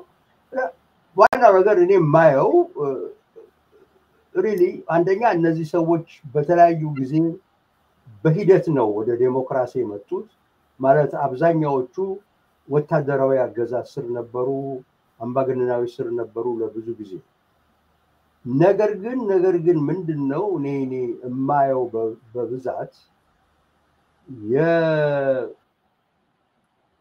የኮሚኒስት ቻይናና የቪየትናም የሌሎች ሶሻሊዝም የማምጣት ነገር እዛ ያለውን ገዢ መደብ ሁለቴ እንዲያስብ አድርጎታል። ይኸው ምንድነው ይሄ ኮሚኒዝም እኛ ጋር ሊመጣ ነው፣ የማይቀር ነው። እንዳይመጣ ምን ማድረግ አለብን ብለው አንደኛ ኢኮኖሚ እድገት፣ ሁለተኛ ለቀቅ አድርጎ ወደ ዴሞክራሲያዊ ስርዓት መሸጋገር ነው። እና ይሄ እዚህ ላይ ትልቁ ነገር ማየት ያለብን የልሂቃኑ መስማማት ነበር። እንደኛ አሁን እንዳለው ግማሹ ሊበራል፣ ግማሹ ሶሻሊስት፣ ግማሹ ኮሚኒስት፣ ግማሹ ኤትኖ ናሽናሊስት ሆኖ አይደለም። የተከፋፈለ ልሂቃን የትም አገሪቷን የትም ሊያደርሳት አይችልም። እና አንድ መስመር ይዘን እዛ ላይ ተስማምተን ያንን ተከትለን ወደሚያመጣው ውጤት መሄድ አለብን ብለው ወስነዋል። እንግዲህ ይሄ በአንድ በኩል ራሳቸውን ለማዳን ነው ትልቁ ነገር። አሁን በጊዜ በጃንሆይ ጊዜ ምናምን ነገር እንመልከት እስቲ። ያን ሁሉ አመታት ሲገዙ እና ደግሞ ተማሪው መንቀሳቀስ ሲጀምር የለም ይሄ ለዚህ ነገር መልስ እንዴት እንስጥ፣ መሬት ላራሹ የተባለው ነገር መልስ እንዴት እንስጥ? ምክንያቱም ለኛ ነው ጥቅሙ። ከኛ ከወጣ ህዝብ ከዛ በኋላ ሁሉን ነው የምናጣው። ሰልፍ ሰርቪንግ እኮ ነው። ሪፎርም እኮ የሚመጣው በሰዎች ፍላጎት ወይም በጎ አድራጊነት አይደለም። ሰልፍ በራስን ለመርዳት፣ ራስን ከውድቀት ለማዳን፣ የራስን ጥቅም ለመጠበቅ ተብሎ ግን ይሄን ነገር ለማድረግ እንዲህ አይነት ስርዓት መፈጠር አለበት ብሎ ወደ ዴሞክራሲ ሰዎች ይመጣሉ። ዩሮፓም እንደዚሁ ነው። እና ብዙ ጊዜ በዚህ ጀርባ የምናየው ናሽናሊዝም ነው። ለሀገራቸውን አሁን የጃፓን ግልጽ ነው ሀገራቸውን ለማዳን ከኮሎኒያሊዝም ከውድቀት ለማዳን ብለው ያው ብዙ ደረጃ ሄደው መጀመሪያ በኢኮኖሚ ያደጉ ከዛ በማያውን ሁኔታ ጦርነት ውስጥ ገቡ። ከዛ ጦርነት ግን ተማሩ ተሸነፉ ተማሩ በደንብ እና የት ጋር እንዳለ እውነተኛ የአንድ ሀገር ኃይል የት ላይ እንዳለ ገባቸው። እሱም መገንባትና ኢኮኖሚውን ማሳደግና በዚህ ደግሞ ያለውን ግንኙነት ማሻሻል ላይ ወደ ዲሞክራሲ ቤት ነው ብለው አምነው ነው። እና የኛ ሊቃን ግን የኛ በየጊዜው የሚመጡት አሁን ወያኔን ብንወስድ እነዚህም አሁን ያሉትን ብንወስድ ሁሉ ምንድነው አጨርሶ አይታያቸውም። ነገ ተጠያቂ ናቸው። ነገ ይወድቃሉ። ነገ ሌላ ሸፍቶ ይመጣና ስልጣናቸውን ይቀማቸዋል። እና ደግሞ ልክ እንደሱ ሌላውን እንዳደረጉት ነው እነሱ የሚያደርጉትና ስለዚህ አንድ ሆነን አንድ የሆነ ለሁላችንም የሚበጅ ስርዓት የሁላችንም ጥቅም የሚጠብቅ መብታችን የሚጠብቅ ስርዓት እስቲ እናቋቁም ብሎ መነሳት ጨርሶ አልቻለም። በቃ በጉልበት እጨርሰዋለሁ በጉልበት አሸንፋለሁ ምንም አልሆንም እስከ ዘላለም ነው ሲመጡ የ100 ዓመት የ200 ዓመት እቅድ ነው የሚያወጡት ምንም አንሆንም ይላል ግን ይደርሳል። ስለዚህ በእውነቱ ህዝብ ብቻ ማንቃት ሳይሆን እሱ በጣም በጣም ወሳኝ ነው አስፈላጊ ነው። ይሄ ራሱ ያለው ሊቃን የምንለው ካፒታሊስትን ባንለው ግማሹን ምሁር ባንለውም ግማሹ ፖለቲካ ሊቃን ያሉት እነሱ ፓርቲነን ምናምን ብለው የያዙ በሙሉ እነሱ እንዲገባቸው ያስፈልጋል። ግን አሁን ኢትዮጵያ ውስጥ 80 ፓርቲ ባለበት 80 ነው እንግዲህ 90 ገብቶ እንደራቀም ባለበት ሁኔታ እንዴት የሆነ አንድ ሁሉን የሚያቀፍ ፕሮግራም እንደሚወጣና ወደ መንግስት መስራታና ወደ ዲሞክራሲ እንደምንሄድ በጣም ነው የሚያስቸግረኝ። ምንድነው ልዩነታቸው? ብዙም እኮ ልዩነት የላቸውም። ዝም ብሎ ነው የሚፈጥሩት ማለት እነዚህ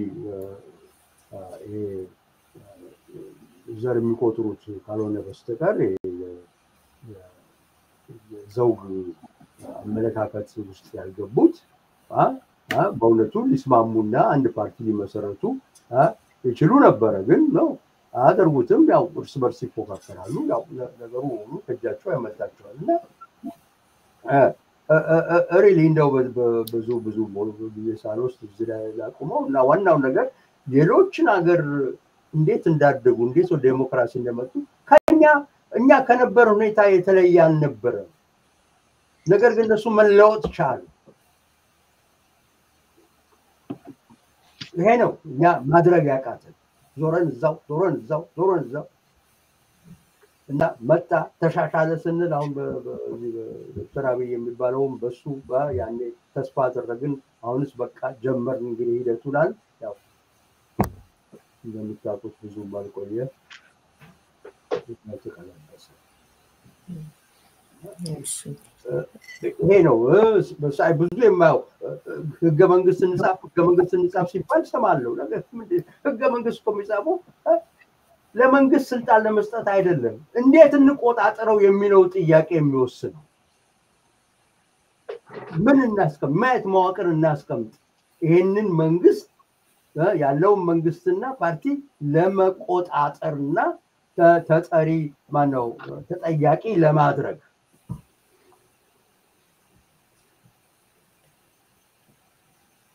ብለን ካልሰራን የትም አንደርስ። ስልጣን መቆጣጠር ነው። ስልጣን መስጠትም ማያስፈልግ ዋናው ትልቁ ነገር መቆጣጠር። ምክንያቱም ሁሌ ካልተቆጣጠርከው በገዛ ራሱ ያድጋል፣ ይሰፋል፣ አምባገነን ነው።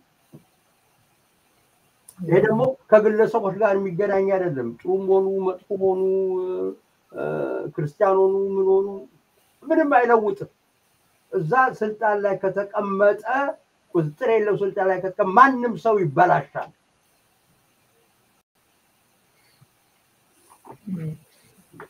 እሱ ደግሞ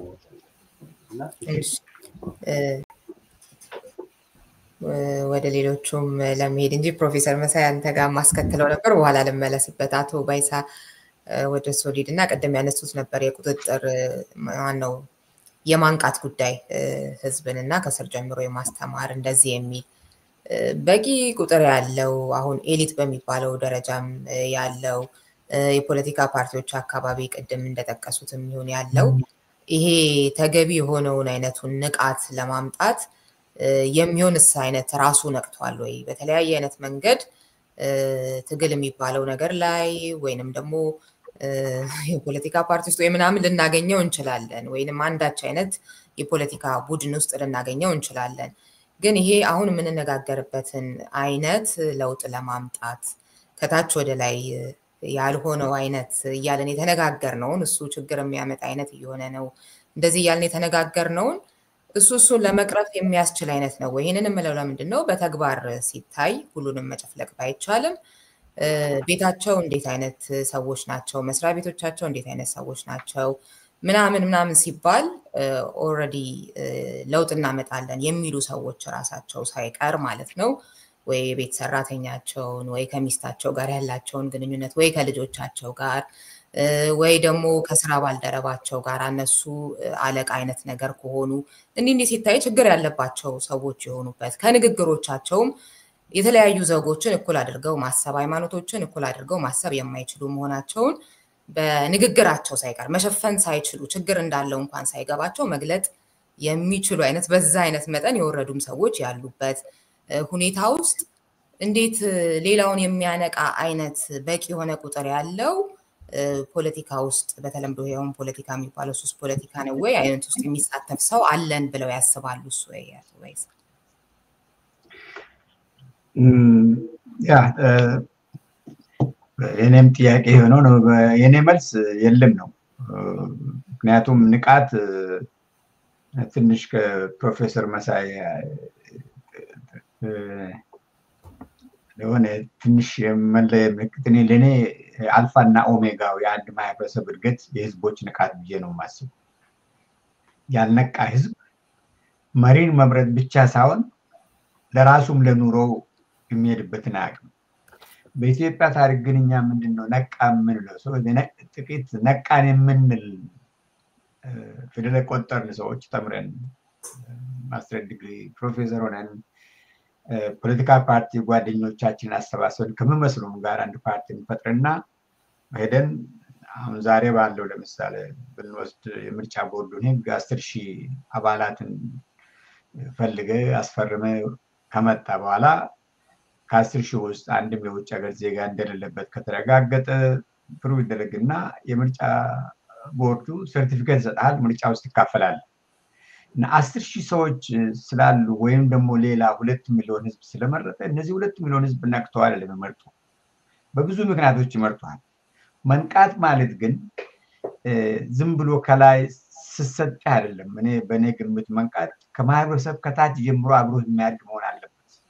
ከደይከ ልክ እንደምና የሚያስተምሯቸው ልጆችን እዚህ አለመስረቅን፣ አለመዋሸትን፣ ሰውን አለመንካት ተነጋገር ለምሳሌ ልዩነትን ከህፃን ሆነ የ5 ዓመት ልጅ ሆነ ከክፍል አንተ ክፍል ካለው ጋር መደባደብ ለምሳሌ የእንስሳት ባህሪ እንደሆነ ጉልበት አትጠቀም ካንተ ጋር ካለ ልጅ አተዋዩ ብለ መድረክ እየፈጠርክ በእንደዚህ አይነት ልጆችን ማሳደግና ሲያድጉ ያንኑ ይዘው ወደ ፖለቲካ ዓለም ሲመጡ ከሰው ጋር አይጣሉም፣ አይደባደቡም፣ አይሰርቁም፣ አይዋሹም።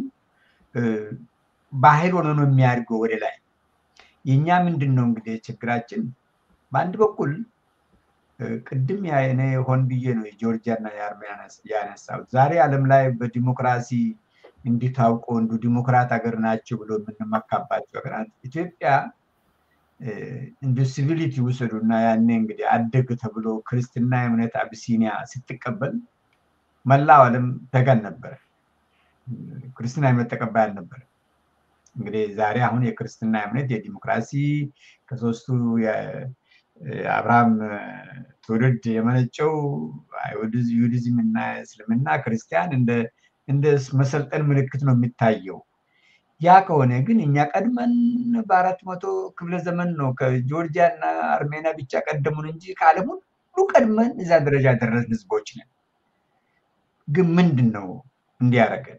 ከዛ ደግሞ እንዱ ቀርበን መተን የዛሬ 150 200 ዓመት ወዲህ ደግሞ ሀበን ያደረገውን ብናይ እንደኛው ብዙ የተለያዩ ብሔረሰቦች የተለያዩ የትውልድ ሀረግ ያላቸው የተለያዩ ቋንቋ የሚናገሩ የተለያዩ እምነት የሚከተሉ ህዝቦችን አንድ ላይ አሰባስበው ጣሊያን የሚባል ሀገር መሰረት ቻሉ። የጣሊያኛ ቋንቋ መሰረቱ። ፈረንሳይ ናቸው። ፈረንሳይ የሚባል ሀገር መሰረቱ። ፈረንሳይኛ መሰረቱ። እኛ ክርስትናን መቀበል ሳይሆን ከዛሬ 150 ዓመት ለምሳሌ የሰሜኑ የአቢሲኒያ አገዛዝ ወደ ደቡብ የሰፋ ኢትዮጵያ የዛሬዋን ኢትዮጵያ እስካዋቀረበት ጊዜ ድረስ ባለፈው 150 ዓመታት ውስጥ ያን ጊዜ የነበሩ የኢትዮጵያ ብሔረሰቦች ቁጥር ዛሬም ያው ነው። ያን ጊዜም ይነገር የነበሩ የኢትዮጵያ ህዝብ ቋንቋ ዛሬም ያው ነው። አንድም ህዝብ ምናልባት ከአርጎባ በስተቀር የራሱን ቋንቋ ጊቫፕ ያደረገ የለም። ለምን? ሌሎች ሀገሮች እንዴት ቻሉ? እንዴት አንድ ሀገር ጣሊያኖች እንዴት ጣሊያንኛ ብቻ መሰረቱ? ምንድነው ሆነው? what happened? እና ሞሬኛ ይሄን ደግሞ ብናቅ ዛሬ ላለው ችግር መፍትሄ ያመጣል ብዬ አስባለሁ። ምክንያቱም ችግሩን ማወቅ የመፍትሄው 50 ግማሽ መንገድ መሄድ ነው። ይሄን ቻለ በቂ እያንዳንዱ ብሔር አንድ የራሱ የሆነ ብሔራዊ ፓርቲ አለው። ቢያንስ ኦሮሚያን ከውስጥ እንደ ኦሮሞ እንደ አንድ ህዝብ ከ10 በላይ ፓርቲዎች አሉ። እንደ ጥቃቅንና ብሔረሰቦች አንዳንድ የዛ የየብሔሩ አንዳንድ ፖለቲካ ፓርቲ አለ። ቢያንስ ምንድነው ብሔር የሚለው የኔን ኢንተረስት የሚጠብቀው እኔ ማስጠበቅ የሚችለው እኔ ነኝ ከዚህ ብሔረሰብ መጣሁ እንጂ ሌሎቹ አትጠብቁም የሚል ጭንቅላታቸውን ስለምንከት እያንዳንዱ ብሔር የአንዳንዱ ብሔር ምሁር ተምሮ የሚወጣው የኔን ብሔር መብት ማስከብሮ እኔና እንደኔ የነቃን አካባቢያችን ሰዎች ነን ይላል። ትክክል ሊሆን አይደለም ነው ያቃን ብሎ ህዝብ መወክሉ ሰዎች ስልጣን ላይ ሊወጡ በሴም ዲንግ ነው የሚመጣው። ያው ሆሪዞንታል አይደለም never been እና ያው ቨርቲካል አገዛዙ ይጀምራል። ህዝቡ ደግሞ ስላለቀ ጥያቄና ጥያቄም ያግሮመርማል። ያው እንዳግሮመረመ በየቤቱ ከሚተማመን ሰው ጋር በየቤቱ ገብቶ መንግስትን ያማል።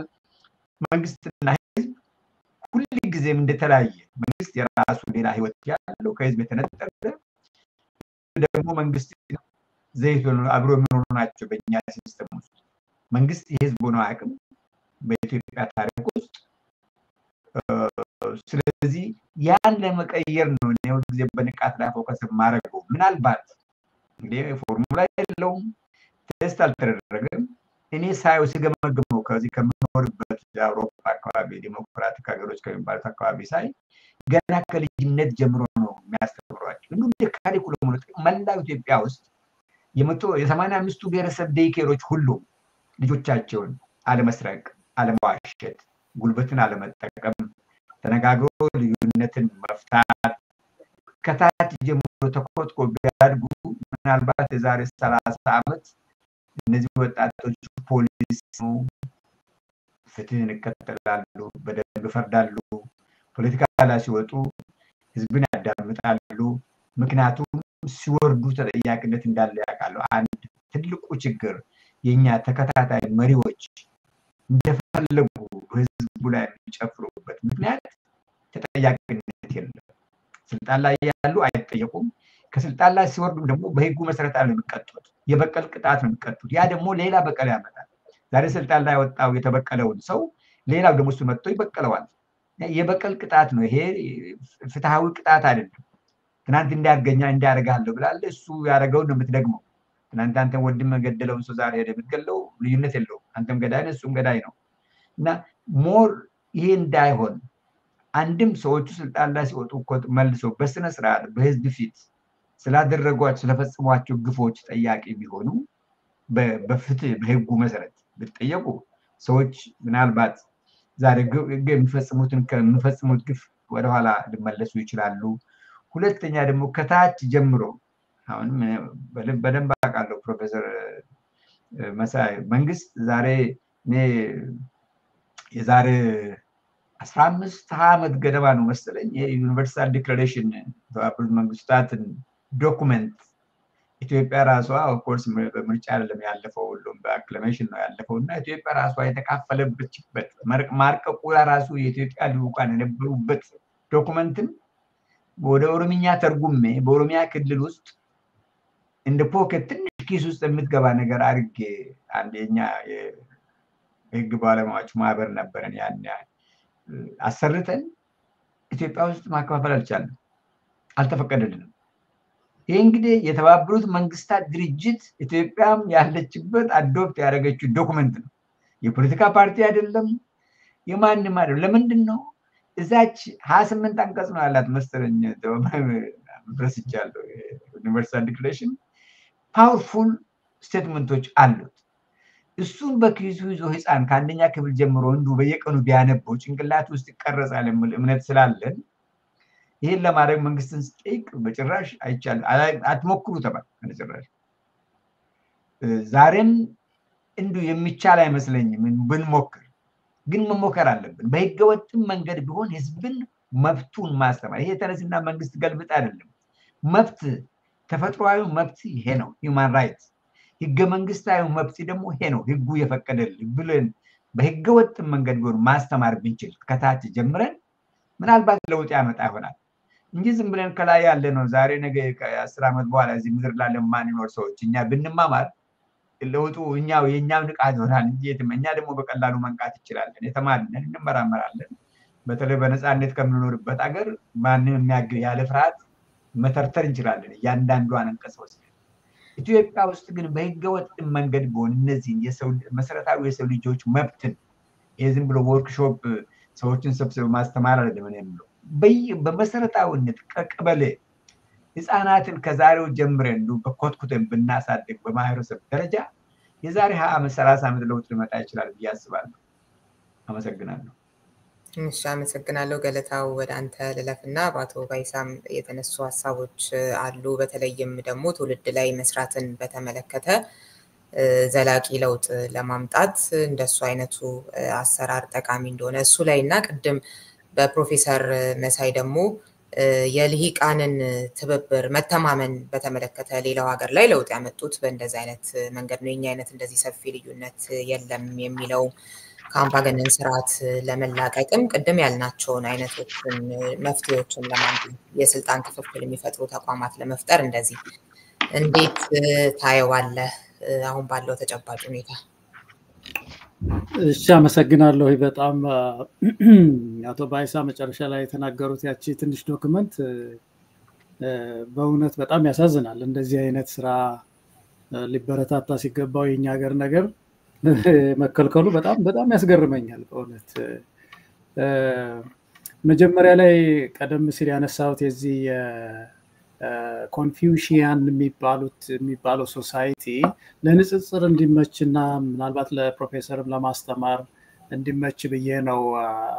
አንዳንድ ሰዎች የሚሟገቱ ሊኖሩ ይችላሉ፣ እንደውም ሊጠቅም ይችላል። አሁን እስያ ውስጥ ይሄ መዋቅር ሃይራርኪ ነው እንግዲህ እንደምናውቀው ከላይ ወደ ታች የተገነባ ማህበረሰብ ነው። እኔም በአካል ማየው ለኤፊሽንሲ ጠቅሟቸዋል ይባላል። እንግዲህ ለልማት፣ ለመስራት፣ ለመታዘዝ እና ውጤታማ ለመሆን ወርክ ደን ለዛ ይጠቅማቸዋል ይባላል። ግን ከዲሞክራሲ በተወሰነ ደረጃ እየሸረፈባቸው እንዳለም በግልጽ ይታያል። ለምሳሌ አካውንታቢሊቲ ላይ፣ ትራንስፓረንሲ ላይ እንደዚህ ችግር ይኖርባቸው። የቻይና ለብቻው ያየን እንደሆነ እኮ አሁን አንዱ ወደ ዲሞክራሲ ለመሻገር ይሄ የወቀር ችግርን ይመስለኛል እኔ ሳየው ትንሽ አስቸጋሪ ነው በጣም። ስለዚህ በተወሰነ ደረጃ የራሱ ጥሩ ነገር ቢኖረውም በሌላ በኩል ግን በዚህ በተጠያቂነት ላይ፣ ትራንስፓረንሲ ላይ እንቅፋቶች እንዳሉት እንገነዘባለን። ግን ከሁሉም በላይ ይሄ ውቅር ይሄ ሃይራርኪ ቨርቲካል ያሉት ኢትዮጵያ ውስጥ ማይሰራው እነዚህ ሀገሮች አሁን ሆሞጂኒየስ ናቸው። ለምሳሌ ኮሪያንን ብናይ ጃፓን ብናይ በዚህ ነው በቃ የተገነቡት ተክለሰውነታቸው በዚህ ላይ ነው። ኢትዮጵያ ውስጥ ደግሞ በጣም የተቃረነ ነው። ለዚህ ነው የፕሮፌሰር መሳይን መደግፈው እኔ ምክንያቱም ወደ ኖርዝ ያየን እንደሆነ የኖርዙ ማህበረሰብ ሃይራርኪካል ነው እንደምታውቁት እንደዚህ አይነት እምነት አለው። ኦሮሚያን ያየን እንደሆነ ደግሞ በጣም ዲሴንትራላይዝድ ሆነ የገዳ ስርዓት ብናየው ሌላው ያለው ተክለሰውነቱ አጠቃላይ ካልቸራል ባክግራውንዱ ዲሴንትራላይዝድ የሆነ ህዝብ ነው። ደቡብ እንደዚሁ የተለያየ ተክለሰውነት ያለው ነውና በዚህ መካከል አገረ መንግስትን በእንደዚህ እንደ ኮንፊውሽያን አይነት ቨርቲካል የሆነ ግንኙነት ሊገነባው አይችልም። ስለዚህ ያ ፕሮፌሰር ያሉት ነገር በጣም ሊታሰብበት ይገባል። ሆሪዞንታል የሆነው ኮሚኒኬሽን እሱ መጠናከር መቻል አለበት። ህብረተሰቡ የየራሱን ድርጅቶች ማብጀት አለበት፣ ኃይል መካፈል አለበት የሚለው በጣም መርህ ገዢ ይመስለኛል። አሁን ፕራክቲካሊ በተግባር ኢትዮጵያ ውስጥ የተወሰኑ ሰዎች ኃይልን ተቆጣጥረው የሚቆዩት በምንድን ነው? ምን ተመክተው ነው የሚለው ነው መሰረታዊ ነገር ይመስለኛል። በምን ኃይል ነው? ኦቶሪቲ እና እንግዲህ ፓወር አለ፣ ኦቶሪቲም አለ፣ ፓወርም አለ። ኦቶሪቲ ከህዝብ ነው መንጨት ያለበት። ህዝብ ያንን ኦቶሪቲ አልሰጣቸውም። ያለውን ኃይሉን ደግሞ አቢዩዝ እያደረጉ ቁጭ ይላሉ የተወሰኑ ሰዎች እና ምንድነው መከታቸው? ያን እንደሆነ እንግዲህ እንትን ነው ጦር መሳሪያ ነው፣ ወታደር ነው። በኢትዮጵያ ውስጥ በጣም የተለየው ነገር ፕሮፌሰር መሳይም አቶ ባይሳም ሊያግዙኝ ይችላሉ። የኢትዮጵያ ሽግግር በተለይ የተበላሸው የቤተ መንግስት ጦር ግንባታ ይመስለኛል። አንዱ መዋቅራዊ ችግራችን ይሄ ነው፣ የቤተ መንግስት ጦር ግንባታ። አሁን ከአፄ ኃይለ ሥላሴ በኋላ ደርግ ወደ ስልጣን ሲመጣ መንግስቱ ኃይለ ማርያም የራሱን የቤተ መንግስት ጦር ገነባ። ይሄ የቤተ መንግስት ጦር የሚታዘዘው በሱ ነው። ሴኩሪቲው አይደለም የሚያዘው፣ የሀገሪቱ ደህንነት። አሁን እዚህ አሜሪካን ሀገር እንደምታውቁት ለምሳሌ ትራምፕን የሚጠብቅ የዋይት ሃውስ ጠባቂ ሆነው ሁሉ ተጠሪነቱ ለሀገሪቱ ጸጥታ ነው። ኤፍቢአይ ሊሆን ይችላል፣ የደህንነት አሉ፣ የሚስጥር ደህንነት የሚባሉ የዋይት ሃውስ ደህንነት የሚባሉ አሉ። እነዚህ ትራምፕ መጣ ባይደን ሄደ ማሄደ አይቀየሩም፣ ይመድባሉ፣ ሰው ጠባቂ ይመድባሉ፣ ምን ይላሉና በእኛ ውስጥ ግን መንግስቱ ኃይለማርያም ሲመጡ እኔ እንደሰማሁት እንደውም ከመኮንኖቹ ነው ከጀነራሎች ነው የቀረበው ሐሳቡ ነው የሚባለው። እርሶ እንግዲህ የደህንነት ስጋት ስለሚኖርበት ጥሩ አንድ ሻምበል ጦር ይገንቡ ተባለ። ጥሩ የሆነ ሰው አጋጠመው፣ ኃይለኛ ጦር ገነባ። ከዛ በኋላ መፈንቅለ መንግስት ቢባል ምን ቢባል ያ ጦር እየሄደ በቃ የሚደመስስ ሆነ። ኃይሉ ተሰብስቦ ያዘ ማለት ነው። ደህንነቱንም መኮንኑ ጦር ኃይሎች አዛዦችን ሙሉ ተቆጣጠራቸው። እና ይሄ ችግር መለስም ጋር ደረሰ። መለስ ደግሞ የበለጠ ቤተመንግስት አካባቢ የነበረው ጦር በተለይ ከህወሓት መሰንጠቅ በኋላ ከህወሓት መሰንጠቅ በፊት ትንሽ ይሄ በቡድን የመወሰን ነገር ህወሓቶች ተሰብስበው ነስየም እና ገብሩ አስራት ምንም ኃይል ነበራቸው ይባላል። በኋላ እሱ አሸንፎ የወጣበት ምክንያት የቤተመንግስት ጦር ስለነበረው ስላጠናከረ ነው። በኋላ የበለጠ አጠናከረና ከፍተኛ ኃይል ገነባ። ጸጥታውን ሌላው ተውትና የአገሪቱን የደህንነት ኃላፊ እንኳን ክንፈን እንኳን ያስመጣው በራሱ ጦር እና እንደዚህ አይነት ጦር ገነባሱ። ከዛ እንግዲህ ከመለስ ወደዚህ ስንመጣ ማናቸው አቶ ኃይለ ማርያም ደሳለኝ ናቸው። አቶ ኃይለ ማርያም እንግዲህ ቶሎ መገንባትም ስላልቻሉ ነው የወረዱት የሚመስለኝ። እሳቸው ቶሎ አሳልፈው የሄዱት ምንም ኃይል አልነበራቸው፣ ወታደር ሽግግር ስለነበር። አብይ ቀስ ብሎ በንግግር ብዙውን ሰው ስለ አታለለው በመሃል ኃይለኛ ጦር ገነባ። አሁን አንዴ ምን ሪፐብሊካን ይባላል፣ አንድ ጊዜ ምን ይባላል። እነዚህ ኃይሎች ሚኒስትሮቹን ከፍተኛ መኮንኖችን ሁሉ አስረው ይዘዋል። ስለዚህ አንድ መዋቅራዊ ችግር የኢትዮጵያ መዋቅራዊ ችግር ኃይል አቢዩዝ የሚያደርጉት የሚያበላሹት መሪዎች እየመጡ የቤተ መንግስት ጦር መገንባታቸው ነው እና ይሄ በህግ መፍረስ አለበት። በኢትዮጵያ ህገ መንግስትም እንደው የሆነ ለውጥ ሲመጣ በህገ መንግስትም መቀመጥ ያለበት ይመስለኛል። ጸጥታው ነው ይሄን መመደብ ያለበት የሚል። ሁለተኛው ነገር ሌላው መዋቅራዊ ችግራችን ኦሊጋርኪ ነው የሚገነቡት ሲመጡ። አሁን አብይንም ተመልከቱ። ለምሳሌ አሁን አብይ በሙሉ ጓደኞቹን ያደረገው አብሮ ሲሰሩ የነበሩትን አብረው ያደጉትን የሚያውቃቸውን ምናምን አድርጎ ቤተመንግስት ነው በቀደም ሲናገር ቪዲዮውን አየሁት ምናልባት ሪዮት ልክልሻለሁኝ ሲናገር ገና ባድመ ያለሁኝ ጠቅላይ ሚኒስትር እንደምሆን አውቅ ነበር አለ ስለዚህ እዛ ያለሁኝ አንተ ዘበኛ ይተሆናለህ አንተ ምናምን ትሆናለህ ብያቸው ነበር አሁን ሁላችንም ተሰብስበን ቤተመንግስት ገብተናል አለ እና ያልኩት ሰውዬ እንደዛ እንዳልኩት ሆነ አይነት አዎ ያልኩት አንተ ዘበኛ ይተሆናለህ አንተም ትሆናለህ ብያቸው ነበር አለ እና አሁን የጥበቃ ስራ የሚሰሩት አብረን የምንሰራው ከነሱ ጋር ነው ይላል እና እዛው ያለውን ያውቃለሁኝ ኢንሳ ውስጥ ይሰሩ የነበሩ ጓደኞቹ ምናምን ናቸው የተሰበሰቡት እና መለስም እንደዚህ ነው አሁን ባለስልጣናቶች ወደ ውስጥ የፈተሽን እንደሆነ አብዛኞቹ በቤተ ዘመድ በጓደኝነት የተሳሰሩ ናቸው እንደዚህ አይነት ማዕከላዊ መንግስት ነው የምንገነባው እንደዚህ አይነት ካቢኔ ነው የሚገነባው ስለዚህ ይሄ ከባድ መዋቅራዊ ችግር ፓወር ያለ መጠን በተወሰኑ ሰዎች እጅ እንዲገባ እየተደረገ ህዝብ ባዶውን እንዲሆን ኃይል ምንም እንዳይኖረው ሚሊየን ህዝብ እየተደረገ ነው ያለው እና ከዚህ የተነሳ የኛ ሽግግር እያደር ቁልቁል እየሄደ ተቃውሞ ልናደርግ ስናስብ ደግሞ ኢትዮጵያን ሲያስቡ ደግሞ ይሄ ተደራጀ ኃይል የበለጠ እየጨቆነን የመጣ ይመስለኛል እና በመጨረሻ ግን አንድ እንደው ምረዳው ነገር ምናልባት ፕሮፌሰር ማስተያየት እንዲሰጡበት የኢትዮጵያን የዲሞክራሲ ጥያቄ ሳስብ እኛ በእውኑ ኢትዮጵያውያንም ሌላውም ሀገር ሊሆን ይችላል ግን ኢትዮጵያውያን ዲሞክራሲን ለምንድን ነው ያፈለግነው ይሄ የህዝብ የበላይነት የምንለውን በህይወታችን በሙሉ ነው ወይስ የትኛው ክፍል ላይ ነው ይሄንን የህዝብ የበላይነት ዲሞክራሲን የምንፈልገው ለምሳሌ ያህል ሁለት ህይወት አለን እኛ እንግዲህ አንዱ የዚህ ሀገራዊ ህይወታችን ነው የፖለቲካ ህይወታችን በሌላ በኩል ደግሞ ማህበራዊ ህይወት አለ ለምሳሌ እንበል ሃይማኖት አለ በሃይማኖት ተቋማቶቻችን መካከል ዲሞክራሲ አንጠይቅም በየ5 አመቱ ፓስተር መለወጥ አለብን አንልም ቀሳውስት በየ5 አመቱ በየ10 አመቱ መለወጥ አለብን ብለን እንደዚህ አይነት የትራንስፓረንሲ የዲሞክራሲ የተጠያቂነት የምርጫ ጉዳይ አናነሳም እነዚህ ዲሞክራሲ መርሆዎችን እዛ አካባቢ ብዙ ህብረተሰቡ ያነሳም እነዚህ ተቋማት እንደውም እንዲህ መሆናቸው ሃይማኖታዊ ህግ ነው ተብሎ ይታመናል እንግዲህ ህይወታችን ሁለት ነገር አለው ማለት ነው በአንድ በኩል እንደዚህ አይነት ተክለሰውነት አለን ወደ ቤተክርስቲያን ስንሄድ ወደ መስጊድ ስንሄድ እዛ አካባቢ በአንድ ጳጳስ በአንድ ወንጌላዊ በአንድ ሼክ የመመራት ነገሩን እንደ ጽድቅ ያየ ነው ወደዚህ ወደ ፖለቲካ ህይወታችን ስንመጣ ደግሞ ተለውጠን ነው የምንመጣው እና ይሄ ተገቢና ዲሞክራሲያዊ ነገር ነው የሚመስለኝ እኔ እነዚህ ሁለቱ ጉዳዮች ግጭት የለባቸውም አንድ ፖለቲከኛም ወደ ስልጣን ሲመጣ እነዚህን ተቋማት ዲሞክራሲያዊ ያደርጋለሁ ብሎ እንደው ፓስተሩን በየ4 አመቱ ላስቀይር ማለት የለበትም እዛው ልማት የለበትም አይጠይቅም ህብረተሰቡ ተቋማት ናቸው እነዚህ የጋራ ተቋማቶቻችን አሉ ሚሊቴሪ ምንለው የዚህ ትምህርት ምንለው ምናምን የሚያስተዳድረው አካል የፖለቲካ ክፍሉ ፓርላማ ምንለው ምንገነባቸው ተቋማት እነሱ ላይ ግን ፓወር ይፈልጋል ህዝቡ የበላይነትን ይፈልጋል ይሄ ዲሞክራሲ አስተሳሰብ ነውና በእነዚህ ህይወቶቻችን በፖለቲካ ህይወቶቻችን አካባቢ የህዝብ የበላይነት እንደተባለው የሚመጣበትን ነገር ሁላችን መስራት ያለብን ይመስለኛል የህብረተሰቡን የማንቃት ነገር ቶባይሳ ያሉት አንድ ነገር ነው እሱ እሺ አመሰግናለሁ ወደ ማጠቃለያው አንዳንድ ዙር እንድንሄድ ፕሮፌሰር መሳይ ባንተ በኩል ቀደም ያነሳው ዋናው የጽሁፍ ማዕከልም የሆነው የፖለቲካ ስርዓቱ እስካልተቀየረ ድረስ ግለሰቦች ቢወጡ ቢወርዱ ዋጋ የለውም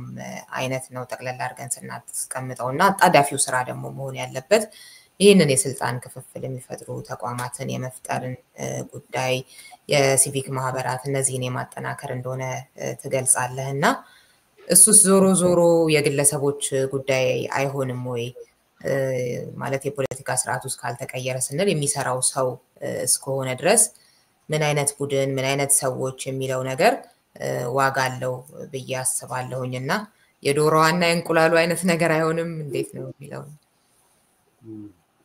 እሺ እንግዲህ መቼስ ባይሳ በጣም እንግዲህ ያሰመረበት ዋናው ነገር የዚህ የንቃት ነገር ነው ከንቃትም አልፎ ወደ ባህል ለውጥ ነው ሲናገር የሰማሁት በተለይ ደግሞ የአስተዳደግን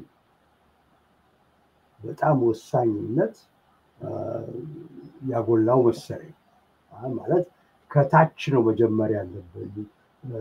ህፃን ሆነው ነው ለምሳሌ አትዋሽ፣ በጉልበት አትጠቀም፣ መዋየት ልመድ ብሎ ማስተማር ከታች ነው እና የአብሮ ሲያደግ እንግዲህ የባህል ለውጥ ያመጣል ይላል። ይሄ መቼስ ትክክለኛ አስተሳሰብ ነው፣ ምንም የሚጨምርበት የለም።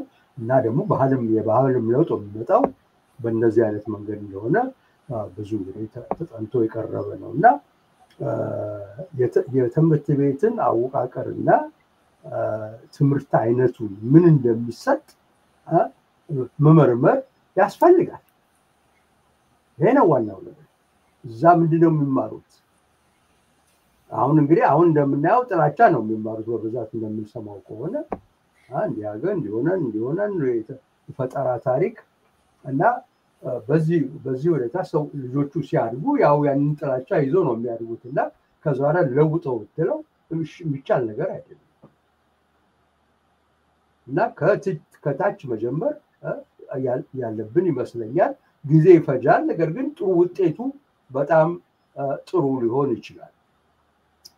እዚህ ላይ እኔ አሁን እዛ ጽሁፎ ላይ የገዳ ስርዓትን አንስቻለሁ። ለምንድን ነው ያነሳሁት? አሁን ጊዜ ስላላገኘው እዚህ ልጋበት አልፈለግም።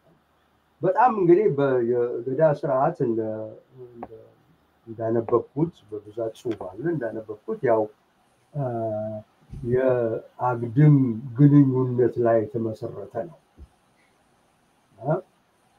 እና ለዲሞክራሲ የተመቸ አትሊስት ትንሽ ለወጥ ይላል።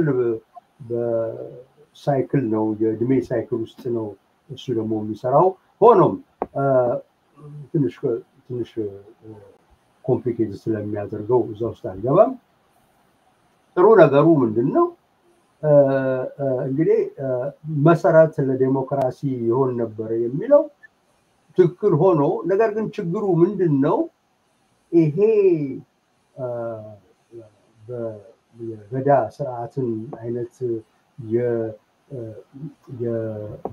የአግድም ግንኙነት ይዞ መሄድ ለአገር ማደግና ለህብረተሰቡ መስፋፋት አይመችም እና ቀስ ብሎ የግድ ወደ ውክልና ስርዓት ማለፍ ያስፈልጋል። እና አሁን ውክልና ስርዓት ስንል ምንድነው የታየው ነገር? ከኖርዙ ወስደው ነው እዛ የተከሉት ኦሮሚያ ውስጥ ራሳቸው አሁን የኦሮሞ ተወካይ ነን የሚሉት ልክ ያንን የመሰለ ስርዓት ነው ያስቀመጡት። ያው ቀበሌ በሙሉ የተያዘ ነው እና ምንም ልዩነት የለም ከኖርዙ ጋር። አጠፉት። የለም እኛ እንዲህ አይነት መሰረት ነበረን እዛ ላይ እንመስርትና ያንን ነገር አሸለን አቅርብ ብለው አላሉም። ምክንያቱም ያ ቁጥጥር ያመጣል። ስለዚህ የለም ብለው በሙሉ በአቀባዊ ግንኙነት ስር አደረጉትና ያው ያመጣውን ውጤት እናያለን። ሌላው ደግሞ ባይሳለ በእውነቱ ትክክል ነው። ይሄ በስልጣን የባለጉ ሰዎች ተጠያቂ አለመሆን፣ ፍርድ ቤት ቀርቦ ሪሊ ፍርዳቸውን ማግኘት እንዳለው ብዙ የምናደርገው የበቀል ቅጣት ነው። እሱ ያው ባይሳም እንዳለው ተመልሶ ያው ነው በቀልን ያስከትላል። ያው እዛው ችግር ውስጥ ነው እንደጋር መልሰን እንበለውና ግን በህግ ፊት የሚቀጡበት ግን ይሄ ደግሞ ያው የህግ ስርዓቱ ከፖለቲካ ነፃ መሆን አለበት። ታማኝ እንዲሆን ህዝቡ እምነት ኖሮት እውነትም ፍርድ ይሰጠኛል ብሎ ወደዛ እንዲሄድ የግድ ከፖለቲካ ስልጣን ውጭ መሆን አለበት። ይሄን ደግሞ ልናደርግ በሙሉ አልቻልንም እና ችግራችን ብዙ ነው ማለት ነው እና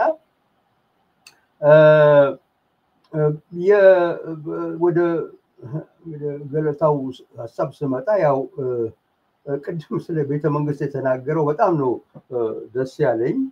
ቤተ መንግስት ሰራዊት መገንባት ነገር እኔ እንግዲህ ከዚህ በፊት እንዳነበብኩት በደርግ ጊዜ ገና ከመጀመሪያው ጀምሮ ከሶማሌ ጦርነት በኋላ እንደው ነገሩን አካሄድ ስላላማራቸው እንግዲህ የኢትዮጵያ ጀነራሎች እና መሪዎች እና ምናምን ነገር ይሄንን ነገር እንደው ይሄን ሰው የናውርድ የሚል ሐሳብን እንደው ጥንስስ ሐሳብ ነበራቸው ሁሉ እንደሰማው ነው ይመካከሩ ነበር ግን ትልቁ ችግር የሆነባቸው የቤተ መንግስቱ ይሄ ቅልብ ጦር የሚል ቅልብ ነበር በቃ እንዴት ነው እሱን የምናደርገው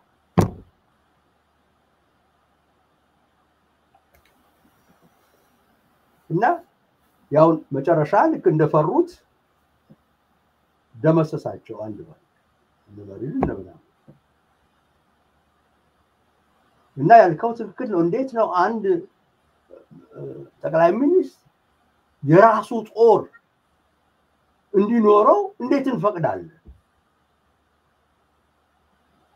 ሌላው ደግሞ እንዴው በኃይለ ሥላሴ ጊዜ እንዴት እንደሄደ ነገሩ በኃይለ ሥላሴ ጊዜ መንከብ ከኃይለ ሥላሴ በፊት ነገሩ ቀላል አልነበረም ምክንያቱም የክልል ሰራዊት ነበረው ደጋዝማቹ ራሱ ምናምኑ የክልል ሰራዊት ነበረውና የተማከለ መንግስትን ማቋቋም በጣም አስቸጋሪ ሆኖ ነበር ይሄ ግልጽ ነው በዚህ ጃንሆይ በእንግሊዝ እርዳታ ያው ብዙ ነው ታሪኩ ለባንገው ይሻላል እንትን ብለው አንድ የሆነ የመንግስት ሰራዊት ብቻ ነው የሚለው ተብሎ የክልል ሰራዊቶች እንዲጠፉ ተደረገ አርዘማ ማከላለት አይቋቋም ነበር የተማከለ መንግስት አይኖርም ነበር ይሄ እንግዲህ እንደ ትልቅ ለውጥ ነው ያን የቀረበው በቃ እንደ ጥሩ ፖዚቲቭ ለውጥ ነበር የቀረበው ግን ስናየው በኮርስ መሻሻል አለበት ሌላ የክልል ዚያም ሀገር አለ የክልል ጦር ሁሉ ሀገር አለ ግን አሰራሩ መለወጥ ነበረበት ሆኖ ያው ላንድ ግለሰብ የራሱ ጃንሆይ ኩርዘበኛ ነበራቸው ግን ያው እስከ መጨረሻ ላይ ኩርዘበኛው ከዳቸው ነገር ግን የራሱ ጦር የሆነ እንዲኖረው መፈቀድ የለበትም ይሄ መጀመሪያ ስራችን መሆን አለበት በፍጹም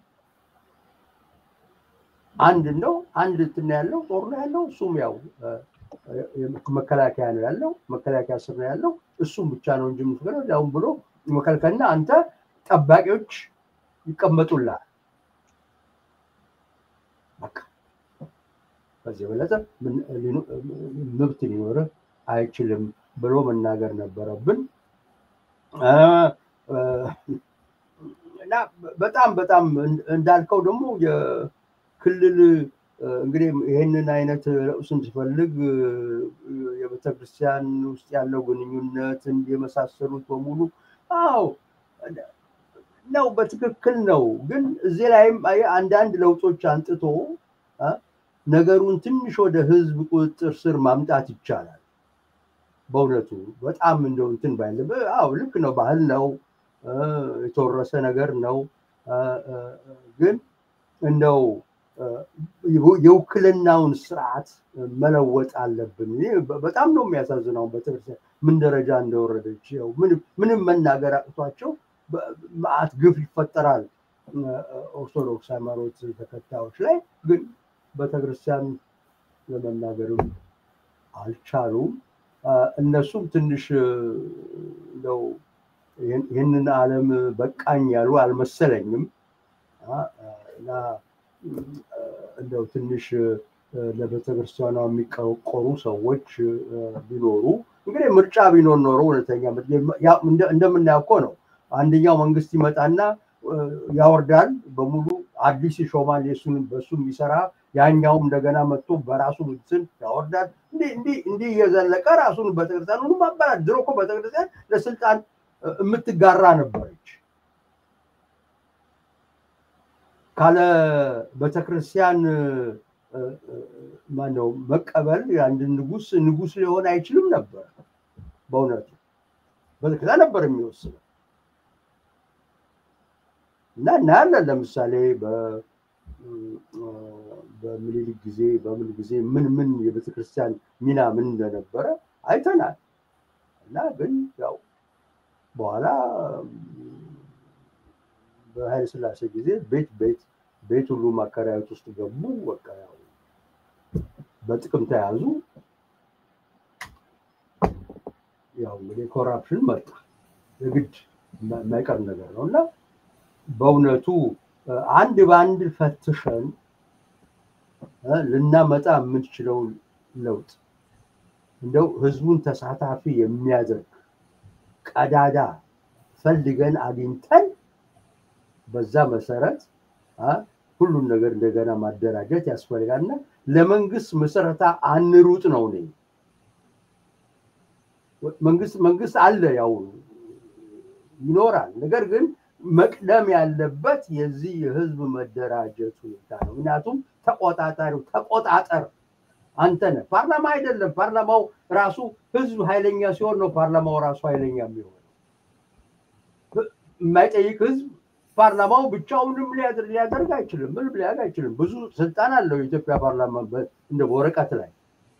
ግን ማን ነው የሚነሳለን? ማን ነው የሚደርስለት ነገር ቢሆንና ስለዚህ በእውነቱ ይሄ ነገር ታስቦ ሽግግር መንግስትን በል ምንን በል ግን አብሮ የሚሰራው ዋና ትልቁ ይሄ ነገር ነው። ሽግግር መንግስት እናቋቁም። እሺ ከዛ ምንድነው ግን ተቋጣጣሪ ከሌለ ምንድነው የምናደርገው? ሽግግር መንግስቱ እኮ ወዲያው ቋሚ መንግስት ይሆናል። አይተነዋል ደጋግሞ እኔ ነገሮቹ ላለቆ ማለት ነው። እና ብዙ እዚህ ላይ ቅድም እንደተባለው ምሁራን ቁጭ ብለው ተወያይተው ይህን ነገር አስበው በምን ሁኔታ ይህንን ያለውን የፖለቲካ መዋቅር ወደ ህዝብ ቁጥጥር ማምጣት እንዴት እንደሚቻል ብዙ ዘዴ ሊኖሩ ይችላሉ። ከውጭ ሀገር ብዙ ነገር መማር ይቻላል እና ከታሪክ መማር ይቻላል። አድርገው ይሄ ነው የሚያዋጣን ብለው አንድ እዚህ ላይ የሊቃን ስምምነት ላይ ተደርሶ ወደፊት ስንሄድ ነው እንጂ ነው ዝም ብለን አሁን እንዳለበት መንግስት እየለወጥን ግለሰቦች እየለወጥን ያኛው መዋቅር ላይ ያስቀመጥን ምንም እናመጣው ኖረ መቅሮ አንድ ከሆነ እኮ ምንም አይለወጥም። እና እዛ ላይ ያለው መዋቅር ላይ ዲሞክራሲያዊ እናስቀምጥ ብንል አይሰራም። እና ይሄን ነው ሪሊ ሰው ትንሽ ግንዛቤ እንዲያገኝ እንጠቅማል ብዬ ጻፍኩት ይህን ጽሁፍ። ለዚህ ነው። አመሰግናለሁ። እሺ እኔም አመሰግናለሁኝ። አቶ ባይሳና ገለታው ማጠር ያለ ማጠቃለያ ማከል የምትፈልጓቸው ነጥቦችን አክላችሁ እንሰነባበታለን። አቶ ባይሳ አዲስ የማቀርብ ሀሳብ ሳይሆን ለማጠናከር የምፈልገው አንደኛ ንቃት ስንል ስለ ህዝቡ ንቃት ነው የምናወራ እንጂ ስለራሳችን አይደለም። በእኔ ግምት የኢትዮጵያ ምሁር ገና አልነቃም። ብቁ ንቃት ቢኖረው ኖሮ አለመግባባትን በሰላም ፈቶ ለትልቁ አገራዊ ዓላማ አብሮ ይሰለፍ ነበረ። ይሄ በምሁራን መካከል ወይ ፖለቲካ ፓርቲዎች በድርጅቶች በልሂቃን መካከል ተስማምቶ አለመግባባትን በስምምነት መፍታት አለመቻል የንቃት ጉድለት ነው። ከዛ ነው የሚጀምረውልን። ስለዚህ ሁለተኛው ችግራችን ምንድነው? ሁላቸውም የኢትዮጵያ ፖለቲከኞች፣ ድርጅት፣ ግለሰቦች፣ አክቲቪስቶች መንግስትን ገልብጦ ለውጥን ዛሬ ማየት ነው የሚፈልጉት በራሳችን መልክና የኔ ግሩፕ እንደምንም ብሎ ህዝቡን ወይ የኛ ቡድን አንድ ላይ ሆነን አሸንፈን ስልጣን ላይ እንወጣለን ነው እንጂ የምትፈልገው ህዝቡ ከስልጣን ላይ ከወጣን በኋላ ህዝቡ ከኛ ጋር ነው ወይ ነክቷል የሚለው ነገር ለአንሰራበትም። ስለዚህ ሁሉም ሰው ፖለቲከኛ ባይሆን ለምሳሌ ለፕሮፌሰር መሳይ በሙያው ማስተማር ቢችል ከሱ ወስደን እንማራለን። ብዙ የትምህርታዊ ጽሁፍ ነው፣ የስልጣን ጥያቄ አይደለም፣ ትምህርት ነው። በሙያቸው ሐኪሙም እንደዚሁ በሙያው የእርሻ ባለሙያውም እንደዚሁ ሆኖ ህዝቡን ማንቃት ብንችል በተለያየ መስክ በየዘርፋችን ለውጥን በእኛ እድሜ ሳይሆን የዛሬ 30 ዓመት ስልጣን ላይ የሚወጡ ሰዎች የማይጎዳዱ አለመግባባቶቻቸውን ተነጋግረው በሰላም የሚፈቱ ጠመንጃ ይዘው ጫካ የማይገቡ ስልጣን ላይ ከወጡም በኋላ ደግሞ ወገናዊ የማይሆኑ የወከላቸውን ህዝብ በትህትና በፍቅር በሰላም የሚያገለግሉ ትውልድን መፍጠር እንችላለን ብሎ ለዛ ዓላማ ለረጅም ጊዜ ዓላማ ዛሬ ብንሰለፍ ህዝብን ለማስተማር ተምረን ለማስተማር ዝግጁ ብንሆን ጥሩ ነው ያዋጣል ባይነኝ በዚሁ አበቃለሁ። እሺ በጣም አመሰግናለሁ። ገለታው ወዳንተ ልላል። እሺ እኔ መጨረሻ ላይ ሆነ መሰለኝ እንጂ አሁን አቶ ባይሳ ካሉት ለየት ያለ አቋም መረዳት ነው ያለኝ። ኢትዮጵያ ውስጥ ያለው ትልቅ ችግራችን የህዝቡ አለመንቃት ሳይሆን በህዝብ የተቀደመ መንግስት ነው የሚገጥመን። ከደርግም ያየነው እንደሆነ በዋትም ጊዜ ያየነው እንደሆነ ህዝቡ ቀድሞ ነው የምናየው። ዋት መሪዎች እነመለስ ዜናዊ ያከተሉት የነበሩት በጣም ኋላ ቀር ፖለቲካ ነበር። ያንን ቀድሞ ህዝቡ ወጣቱን ቀድሞ ነበርና ትልቁ ችግር ምንድነው? ይሄ ከፈረሱ ጋሪው የቀደመበት አይነት መንግስት ስርዓት ነው ያለውና ያ መስተካከል አለበት። ህዝብ መቅደም አለበት። የፕሮፌሰር መሳይን ጽሁፍ መቀበለው እኔ ህዝብን ኢምፓወር ማድረግ አለብን ሚል ነውና ከዛ ውስጥ ደግሞ ከህዝብ ውስጥ የሚወጡት ተወካዮች የህዝብ ተወካዮች ደግሞ ሊድ የሚያደርጉ የሊደርሺፕ ሚና የሚጫወቱ መሆን መቻል አለባቸው ሚል ነው። እኔ አሁን አንዳንድ የታጠቁ ሰዎች የምን ውጤት ናቸው ኢትዮጵያ ውስጥ ያለ እንደሆነ እኮ ዝም ብሎ ሽፍትነት ባህሪ እኮ ስላለን አይደለም ኢትዮጵያውያን። እኔ አልደግፍም ይሄን። በጣም ህዝቡ በእውነት ይጠላል፣ ጥይት ድምጽን ይጠላል። ነገር ግን ደግሞ መውጫ መግቢያ ሲያጣ ችግር ሲበዛበት ደግሞ ተፈጥሯዊ ነው። አንዳንድ ሰው እንዲህ አይነት ምርጫዎችን እንትን ያደርጋል ይወስዳል። ስለዚህ ከዛ ጋራ ከብሶት ጋር ተያይዞ የመጣ ነው። መጨረሻ ምናልባት ፕሮፌሰር መሳይ ካሉት ጋራ እነዚህ የህዝብ ድርጅቶችን መፍጠር፣ ህዝብ መደራጀት አለበት። የተደራጀ ብሎክ እየፈጠረ መከላከል አለበት የሚለው ነገር ፋንዳሜንታል ትምህርት ነው። እሱን አጥብቀን ይዘን ግን ይሄንን በዚህ መንግስት ላይ በዚህ እርሻ ላይ መተግበር አልቻለም። አሁን ለምሳሌ ፕሮፌሰር መሳይ መቼም ያውቁታል። የዚህ የሰራተኛው ማህበርን ከታተል ነበር አዲስ አበባ ያለው ፕሮፌሰር ኢትዮጵያ ሰራተኞች ማህበራት ኮንፌዴሬሽን ማለት ነው። እና እንደው ይሁ ሰራተኛው ሁሉ በደል እየደረሰበት በሌላ ሀገር እንደሚያውቁት የሰራተኛ ማህበር ነው ለውጥ የትሬድ ዩኒየን ምናምን የሚባሉት ናቸው በቃ መንግስትን የሚያንቀጠቅጡት። እና ኢትዮጵያ ውስጥ ምንድን ነው አሁን ይሄ በኤጀንሲ የሚቀጠሩ ሰራተኞች አሉ። ፕሮፌሰር አቶ ባይሳ ታውቁታላችሁ ይመስለኛል። እና ኢትዮጵያ ውስጥ ዜጎች እስከ 80% ድረስ ምንዳቸው ይወሰድባቸዋል፣ በአስቀጣሪ ኤጀንሲዎች ይወሰድባቸዋል። ግን እነዚህ ሰዎች ደግሞ ድርጅት አላቸው፣ ማህበር አላቸው። በሺህ የሚቆጠር እኮ ነው፣ አንድ ሁለት አይደለም። የኢሰማኮ ከነዚህ ሁሉ የተውጣጣ ነው። እና ይሄ ሁሉ ማህበር እያለ በሺህ ከሰራተኛው ብቻ ቆም ያለው የሚል በሺህ የሚቆጠር ማህበር ምንነካውና ነው የሰራተኛው መብት ሁሉ ሐኪሙ ዳቦ ሲል፣ መምህሩ ዳቦ ሲል፣ ጫማ ሲያጣ በእግሩ ሲሄድ ሲለምን አለፈው ኢሰማኮ የቀረበውን አይታችኋል። ፌስታል እያያዙ ትርፍራፊ ከስራ ሰዓት በኋላ ይለምናሉ።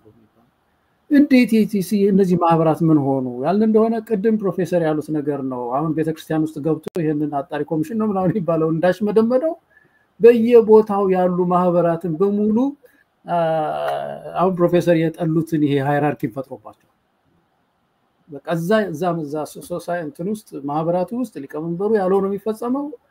ሰልፍ ንጥራ ብለው ኮሚቴዎች ብድግ ካደረጉ ያስይዟቸዋል፣ ከስልጣን ያወርዷቸዋል እና ማህበራት እንዳይንቀሳቀሱ ሽባ እንዲሆኑ ተደርገዋል።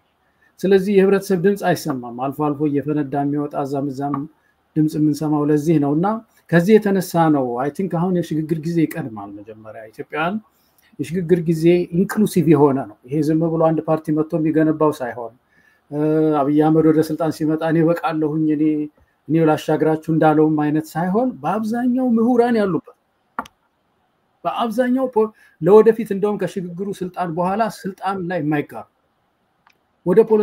ወደ ፖለቲካ ለ5 ለ6 ዓመት የሚከሉ የማይገቡ ምሁራን አሏት ኢትዮጵያ ልጆች አሏት ይሄው እንደነ አቶ ባይስ አይነት እንደነ ፕሮፌሰር መሳይ በየቦታው አሉ ዓለም አቀፍ ድርጅቶችን የመሩ ኢትዮጵያ ችግር ላይ ያለች ትምጣና የሽግግር ጊዜ 2 ዓመትም ይሁን ምን በዛ ጊዜ መዋቅር ተጥሎ ህግ ተተክሎ ቅድም የተባለው የዚህ ቤተ መንግስትም ጦር በህግ ተከልቶ ወዘተ የተወሰነ መዋቅር ከተተከለ በኋላ ሲቪክ ድርጅቶች እንዲፋፉ ህዝቡ እንዲደራጅ ተደራጅቶ እንዲመክት ቅድም የተባለው ይሄ ቀንበር ተሸከም ሲባል በነዛ በተደራጀ ሁኔታ እንዲታገል የምናደርግበት እነዚህ ድርጅቶች እንደ ሚንስ ነው የታዩኝ በጣም እነሱ የታገሉ አያስቆም ይሄ ኦቶሪቴሪያን የሆነ ጋቨርንመንት አንሸከም የሚል ማህበረሰብ ለማፍራት በጣም እነዚህ ድርጅቶች ወሰናል ስለዚህ እናንተ በተለይ አሁን ጽሁፉ የፕሮፌሰር መሳይ ሆኖ ግን እኔ ደግሞ የፖለቲካ ፓርቲዎችን ለለምን ተሳተፍበት የነበረው ሌሎች ፓርቲዎችም እንደዚህ አይነት አስተሳሰቦችን በየድርጅታችሁ ውስጥ እየተወያያችሁባቸው ትግላችን የበሰለ እንዲሆን መመካከር ያስፈልጋል የሚል መልእክት በዚህ አጋጣሚ አስተላልፋለሁ ሮዮቴን ፕሮግራም ስላዘጋጀሽ እንደሁል ጊዜው እጅግ በጣም አመሰግናለሁ እነዚህን ሁለት ታላላቆችንና ማክብራቸውን ሰዎችም ደግሞ በጣም አመሰግናለሁ እሺ እኔም በጣም አመሰግናለሁኝ ምናልባት አቶ ባይሳ ሐሳቤ በትክክል አልተረዳም እንደሚሉ ከሆነ መድረክ መስጠት ይቻላል ግን በዚሁ መዝጋትም እንችላለን አዎ እኔ አንቺን ለማመስገን ነው ምንም ሐሳቤ የግድ 100% መስማማት የለብንም ይሄ ሐሳባችን መግለጽ ነው አንቺን ስላዘጋጀሽና መድረክ ላይ ስለሰጠሽኝ ግፍበት ሌሎችን እንደዚሁ ጋብዥና ወያይ አንድ ቀን አንድ የሉ ተብታ ተደምሮ ነው አንድ ለውጥ የሚያመጣው አንድ ቀንና ጠብ እያደረግን አንድ ላይ እናከማች እናመሰግንሻለን እሺ እኔም ሶስታችሁንም በጣም አመሰግናለሁ ሌሎች ሰዎችም ወደፊት የፖለቲካ ስርዓታችንን በተመለከተ አሁን የጀመርነውን ውይይት ቢካፈሉ ደስ ይለናልና ሌላ ጊዜም እየጋበስኩኝ ለማወያየት ሞክራለሁ ሐሳብ አለን ሐሳብ ማዋጣት እንፈልጋለን በዚህ ጉዳይ ላይ የምትሉ ደግሞ ብትጽፉልን በ70347563009 የምናስተናግድ ይሆናል እንግዶቼ ሶስታችሁንም በድጋሚ ያመሰግንኩኝ በዚሁ አጠቃልላለሁ ሰላም